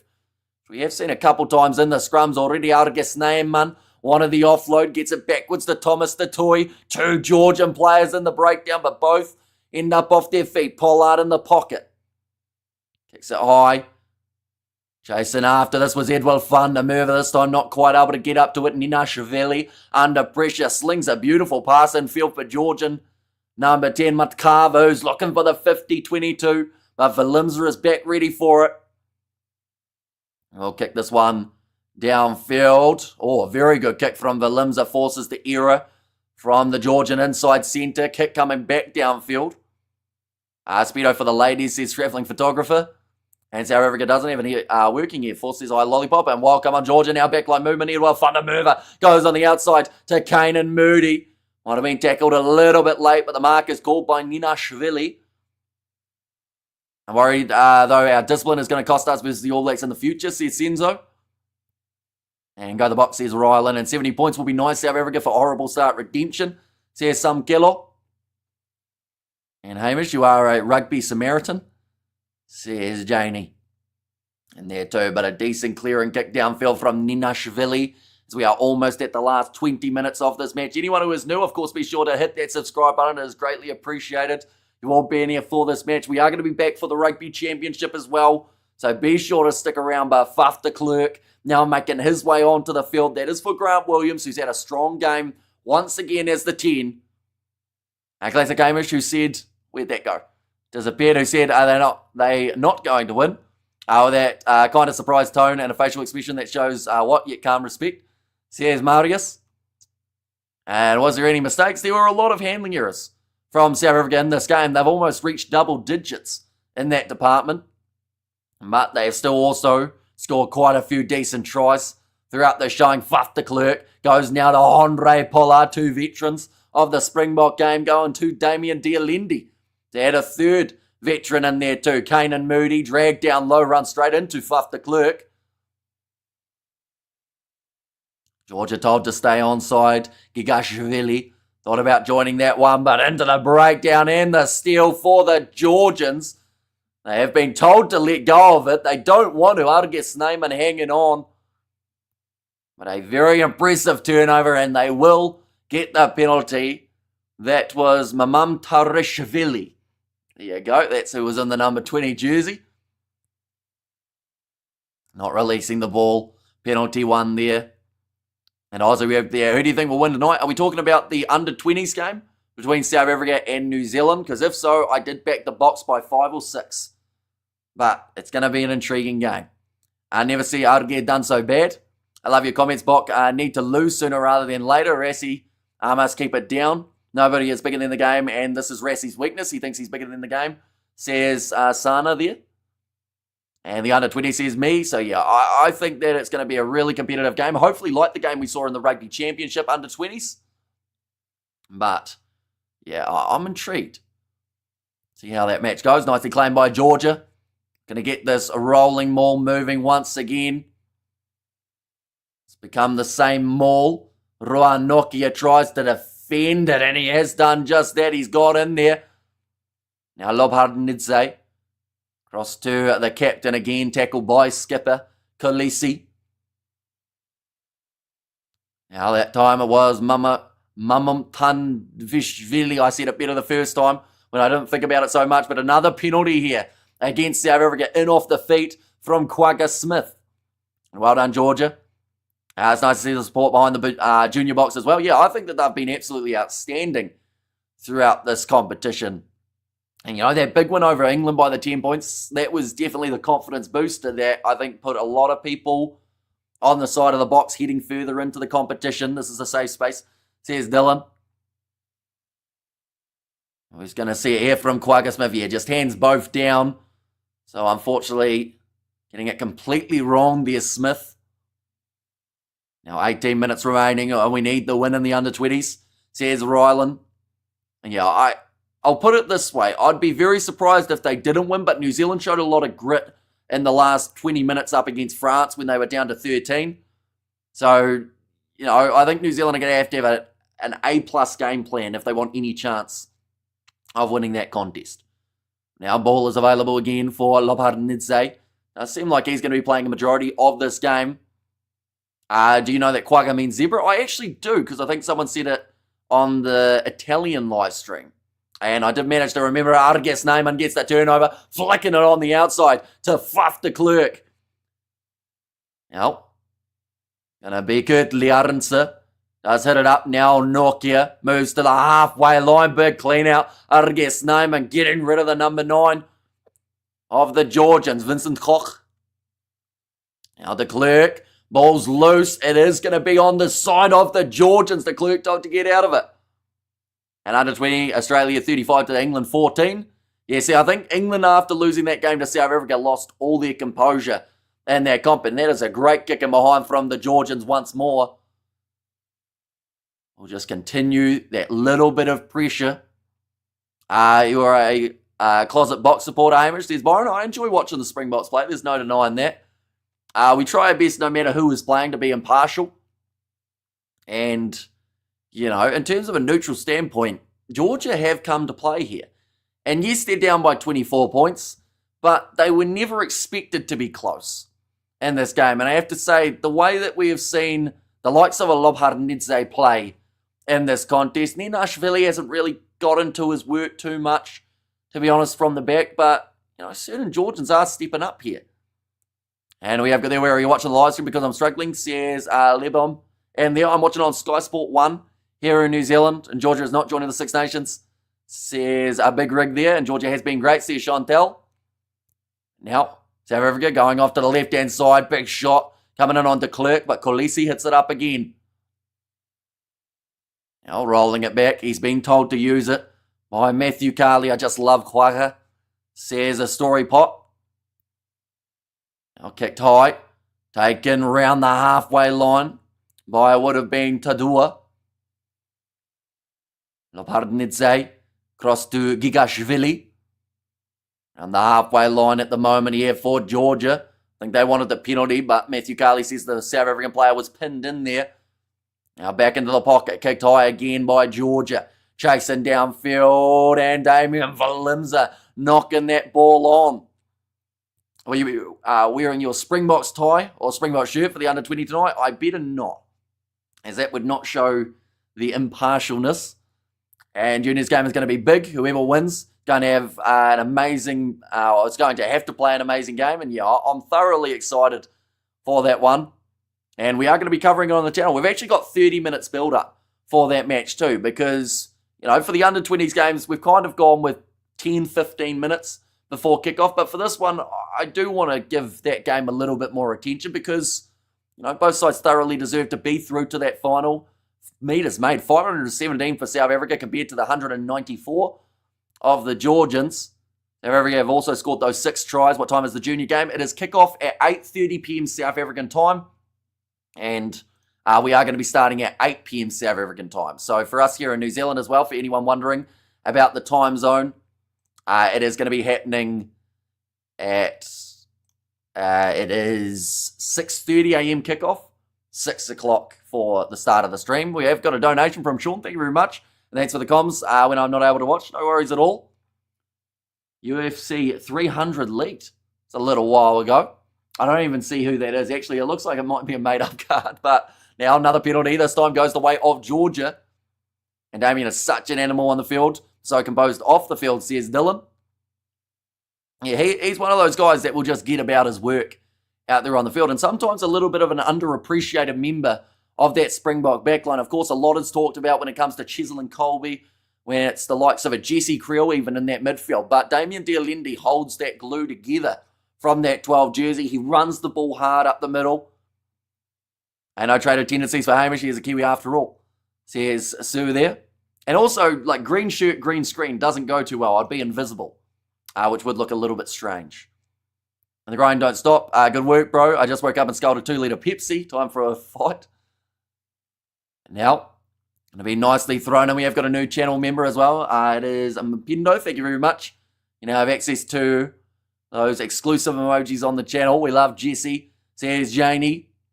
Now rolling maul of the Georgians. Get themselves maybe their second try of the contest. Umbonambi joining it legally. Manages to shut it down. The ball's going nowhere. And Umbonambi fired up there what the Boks were able to do. We have got there, Dialende gets a lot of turnovers also. He destroyed us in New Zealand last year, says this is Zach. I appreciate the commentary, says the story pot. And seriously missing Creel. So here's Jimbo. Yeah, it'll be intriguing to see how many minutes Jesse Creel does get throughout their rugby championship, because he played, I think it was all the minutes last year, wasn't it? Or I think Oxton Share was a little bit the same. We have got another donation from Hannes in there too. Totally agree with your thoughts on Damien Dialende, Hamish. He's underappreciated. And how is Sia playing? I would argue that Sia's had one of his more quiet games. I do think that big head knock early on in the game, where he did go off the HIA but then made his way back on, probably, would have rattled him a little bit. But he hasn't had a huge amount of attacking chances throughout this game. Kolisi, he's made his tackles when needed. But I wouldn't say that it's been a standout performance from the skipper in this match. Afaf de Klerk, ready to feed this ball in possession at the moment, 51% for South Africa. So I think that's one of the biggest, accolades that we've seen from Georgia, is the fact that they have been pretty similar in the amount of ball that they've had compared to South Africa. Now, big push there from the Georgians. Front rows collapsing inwards. Now de Klerk passes across to Pollard. Wide cutout pass, still in the in-goal area. Awkward bouncing ball for Valimza, who will send it downfield. Does get it into touch. Georgia will not take it quickly, about 25 metres out from the Springboks line. Now their line out. And of course, Wadasi is going to use new players now. He won't use his best guys now for the championship. He's always thinking ahead, says Optims. And yeah, we are going to see a lot of changes compared to this lineup. And even in that first game up against the Australians, we will see a little bit more of a reshuffle. And in that department, Eben is having a quiet year, it seems. Says, I think 20. But then you just have that feeling when the big games matter, and in the moments where the stepping up needs to happen, that's when we'll see Eben Etzebeth find his best gear. I wouldn't be surprised if he's been saving himself a little bit for that rugby championship comp for the games up against the ABs. And also those November games up against Ireland and France. And Eben's injury might be a factor, says Sakabola. And now the Georgians, 25 metres out from South Africa's line yet again. Lobhardnidze going back across to the left-hand side. Nice skip pass here for the Georgians, playing it beautifully out wide to Tabua. Or Tadua, I should say. The ball is out there, cleaned up at the back. Faf de Klerk, the little bulldog, gets into the breakdown and steals it back for South Africa. And Jesse, Peter Steph, Eben Etzebeth, these are the Passion Boys. Says Janie there now. Will be Moody. Inside pass to Kutli Arunsa. Hasn't made a huge amount of meters as of yet in this game. They've actually done very well to shut him down throughout this contest. They take on Kolisi. Earlier was mean.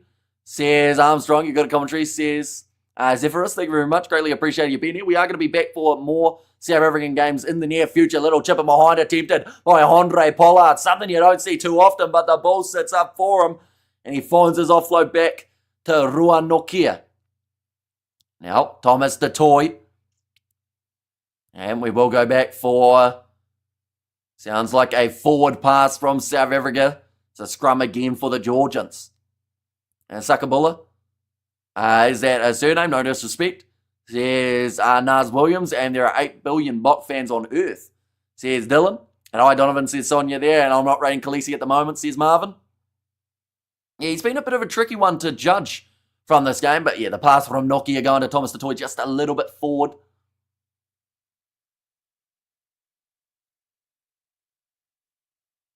So they're just talking about the error rate in the commentary. Now, we will be doing a review of this game straight afterwards. And, yeah, it is much better when Rassie says about the errors rather than myself. I normally get a little bit of stick if I say anything bad about the South African side. They have had a lot of positives from this game too, though. They've found that physical battle up against the Georgians at times to be 50-50, but also South Africa in the scrums started taking their little bit more control. Their rolling maul was immense throughout this contest. And, of course, still 10 minutes remaining. That guy looks really sad in the stands. Someone probably should check on him. Either that or he was on his 15th beverage. We're live for the under-20 final. We certainly will be. South Africa versus New Zealand. We've got a 30-minute build-up for that contest too, so be sure to keep an eye out for that one. Now, Georgia told to use this ball. Loparinidze again will go off to the right. Finds Matkava. Low tackle by Faf de Klerk, who seems to have a little bit of an extra fire under him in this contest. Perhaps he does see how well Grant Williams is playing and knows that he needs to royally step up. We're after the South Africa versus Argentina game at Twix. I might have to get a Hamish cutout to come along, says Janie. Now, Loparinidze going back again to Matkava. Another great tackle made by Faf de Klerk. Almost a counter ruck, and Faf is really getting into everything throughout this one. Now, and behind, slipping through the Georgian fingertips. Better step the toy, no release there. It doesn't get the steal. Loparinidze again. Back to Matkava, who will kick it up high. I just don't understand why people think all teams should play one style of rugby. Says Truck and TT. And Faf playing well. Says Sakabula. Slap back to Kutli Arinsa. Now Valimza near the sideline. Stepping in, stepping out again. And couldn't get the offload. Faf de Klerk on the short side. Goes to Edward van der Merwe. Offload now to Ruanoki. A huge amount of space. De Klerk is bumped from behind. Now Kwacha Smith. Great attack and chance for South Africa. Their first in many, many minutes. And now Dialendi rush defense on Kolisi. Just couldn't quite get his offload away. But now he does. Valimza slinging it over the top to Edward van der Merwe, who's going to put the foot down. Offload up to Kolisi again. This is about a 15-play phase at the moment from the South Africans. Damian Valimza, better Steph de Toy in the middle of the field. It's a South African game. This dude must be high, says Jean Vessels. Now, Kwacha Smith. Faf de Klerk tries a little kick behind. Edward van der Merwe chases after it and scores 2 weeks in a row. He scores himself a double and he's still got time to try and secure the hat-trick. If your last name is van der Merwe, you've got a good chance of scoring today. Both van der Merwe's getting the 2. And also, we'll get that try. Says Jimbo there, and yes, the box says Sakabula. And also Faf, the former Puma, says Cody in there, and he wants his minute, says Leandro. And Lekayako, says Carlin in there as well. And give us as much stick as you want. Good for finding stick, says Daniel. And well, South Africans just as respectful as ever. Of other opinions here, says Eric. And also, I thought I saw a forward pass there from the box, says Sue. And Georgia's the most physical side, or is a more physical side than Italy. This game is a nice prep for the championship. Georgia Rugby has been on the up for a few years. And yeah, exactly right. I mentioned about it heading into this contest, that physical style that we see from Georgia was only going to do the Bokke world of good. Because, you know, this was never going to be a game where they were just able to push over the top of them. And at times, like I said, I think Georgia have actually been able to win the physicality battle. But it's what the Boks have done elsewhere and their dangerous attack that has just really made all the difference. We see de Klerk here, I think, getting taken off the field for an HIA by the sounds of it. Here he is. Grant Williams will make his way on. I'm not too sure what has happened there. But hopefully he's going to be all right. Move your mouse, please. One moment. We'll go like that. There we go. And also we have got there your opinion about how much you dislike us, Eric, says Zava. And also, Hamish, the scoreboard and time is frozen on your end. It has now been fixed. And hopefully that is the way that it will stay. But now Lobhard-Nidze again has got the ball and hand Mutcarver, I should say, breaking through 3 or 4. Tries to grab her in behind, but Williams is there and does kick it downfield from inside of the 22. 5 minutes remaining in this contest. 41 points to 10. If I'm not wrong, that was roughly the score that we saw the last time that these two sides played. 40 points to 9 back in 2021. Now, they were going to have a repeat match up against the Georgians, but it was around that same time as the pandemic where we didn't actually get to see that second matchup take place. But I would have loved to see it back in the day, of course. I think Georgia also had another game afterwards that got cancelled around that time. That was, of course, around the British and Irish Lions tour where we didn't have crowds in the stands. South Africa win. And I guess South Africa needs some drop goals, says Big Rick. I don't know whether or not the drop goals are quite on the plan at this point in time. Oh, Grant Williams steps into touch. And they will go back now for the line out. And we have there someone else has got the piece. And there, and it is 31 points. There's Mochadenya, 31 points separating these two sides. After 76 minutes of what has been hard-hitting rugby. Pieter-Steph du Toit, his gas tank's been tested here, but I feel like he's lived up to expectations, and this is probably the type of game that he was thoroughly hoping for. And thank you for your brilliant commentary. Says Greta, no worries at all. And also, I just need them to score 6 points. So I was right, says Big Rig Joe. Now going to be thrown in. Georgia claiming the line out now. Now around the halfway line, Damien Dialendi throwing down the Georgian replacement 23. Ball pops up, picked up by Quagga Smith, who has knocked it on again. They will go back for a Georgian scrum. Poor performance, lol, says the South African, and the Bockies, says Megan. And there too, I should mention anyone who doesn't already, be sure to follow us on our Kiwi Lads Instagram. It is in the pinned comment. I always forget to plug it, but be sure to check that out. Flick us a message over on there. We reply to every single one that we get in the old DMs. I'm still learning how to use Instagram, which is why there's no posts there. Which are you ever going to apply to commentate on live TV? I don't actually know, to be honest. Like, I really love doing these streams. And I think the downside of doing the actual commentary is you don't get that communication and that interaction that we do with these ones.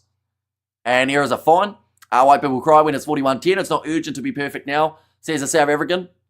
And what does the join button do? It does give you access to those emojis that you have seen every once in a while. And the chat, what is Hamish now? What is Hamish now? Hamish is still me. But now 3 minutes remaining.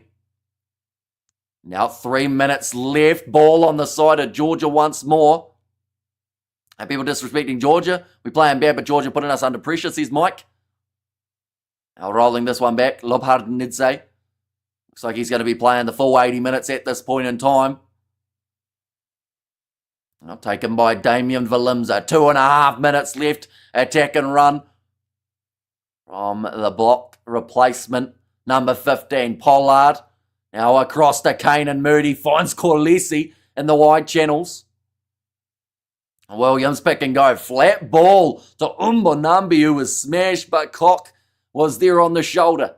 Williams across again. Thomas du Toit goes to Pollard. Big collision there. And the breakdown will be play on. Rua Nokia up to the halfway line. I love your comments. Are you the best Kiwi? I love to hate, says Senna there. But now Argus Neyman gets the offload to Williams. Looking to link up. Ball on the inside. And it's Kurtli Arnse who will score what could be the last try of this matchup. Maybe. There's still time, though, for perhaps one more. As long as they take this kick relatively quickly in the 78th. It's the first try of the match for Arendse, which is a little bit of a surprise, but they haven't quite got him into space. And Hamish is rocking the Kiwi lad, says a Blues Nate there. Oh, it's your name? Yeah, it is in fact my name. And yes, that's 4 from 4 now, says the South African. And yes, good to the Arendse, says Chantel. And Arges Neyman, just they let him run a little bit too far.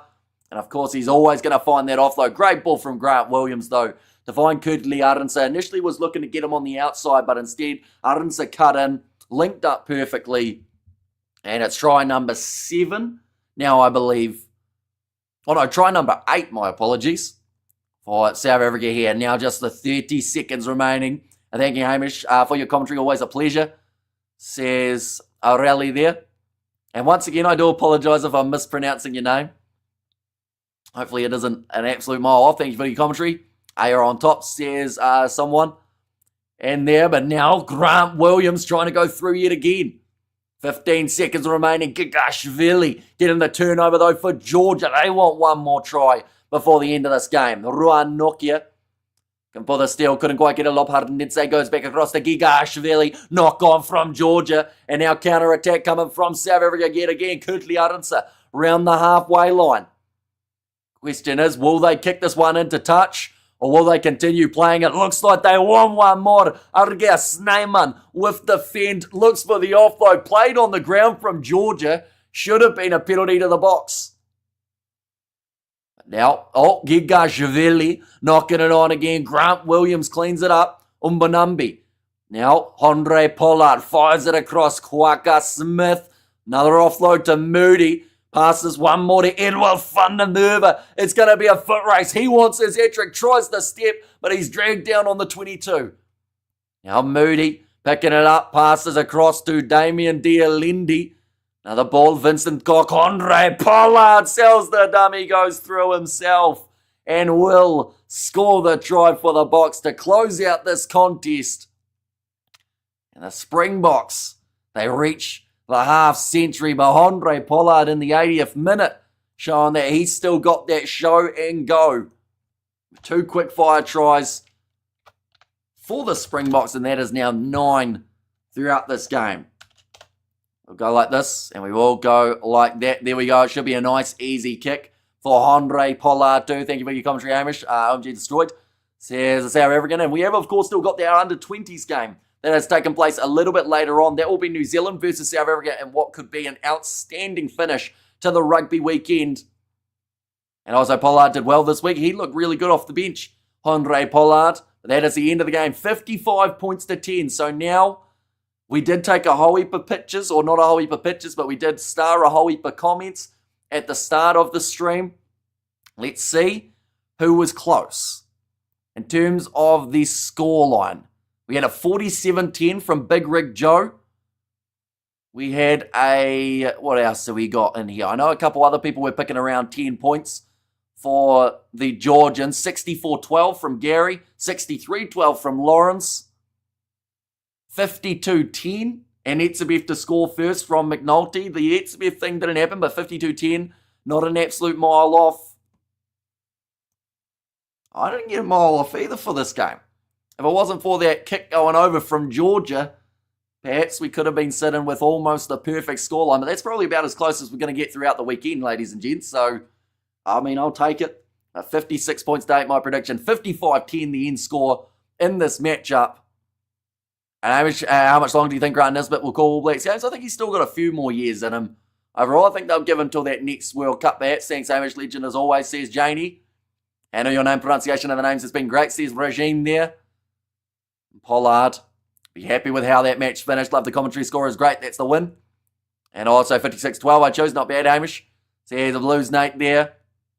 And also well done the Boks, says Jimbo. And there as well. But nonetheless, I do thank you all very much for tuning in. Of course, we will have a post-match review of this contest in the very near future. But then alongside that, if you haven't already, be sure to hit that subscribe button. And we've got that under-20s game kicking off in only around 55 minutes time, or at least that is when we are going to be starting. We've got 30 minutes built up for that contest, so be sure to check it out. But yeah, thank you all very much for tuning in, and I will see you all, of course, for the next one, plus If the Curry Cup is being shown here in New Zealand, I do just want to quickly say we will be covering multiple games of that contest or of that competition. It is going to be kicking off next week. Be sure to check into that next stream for the under-20s.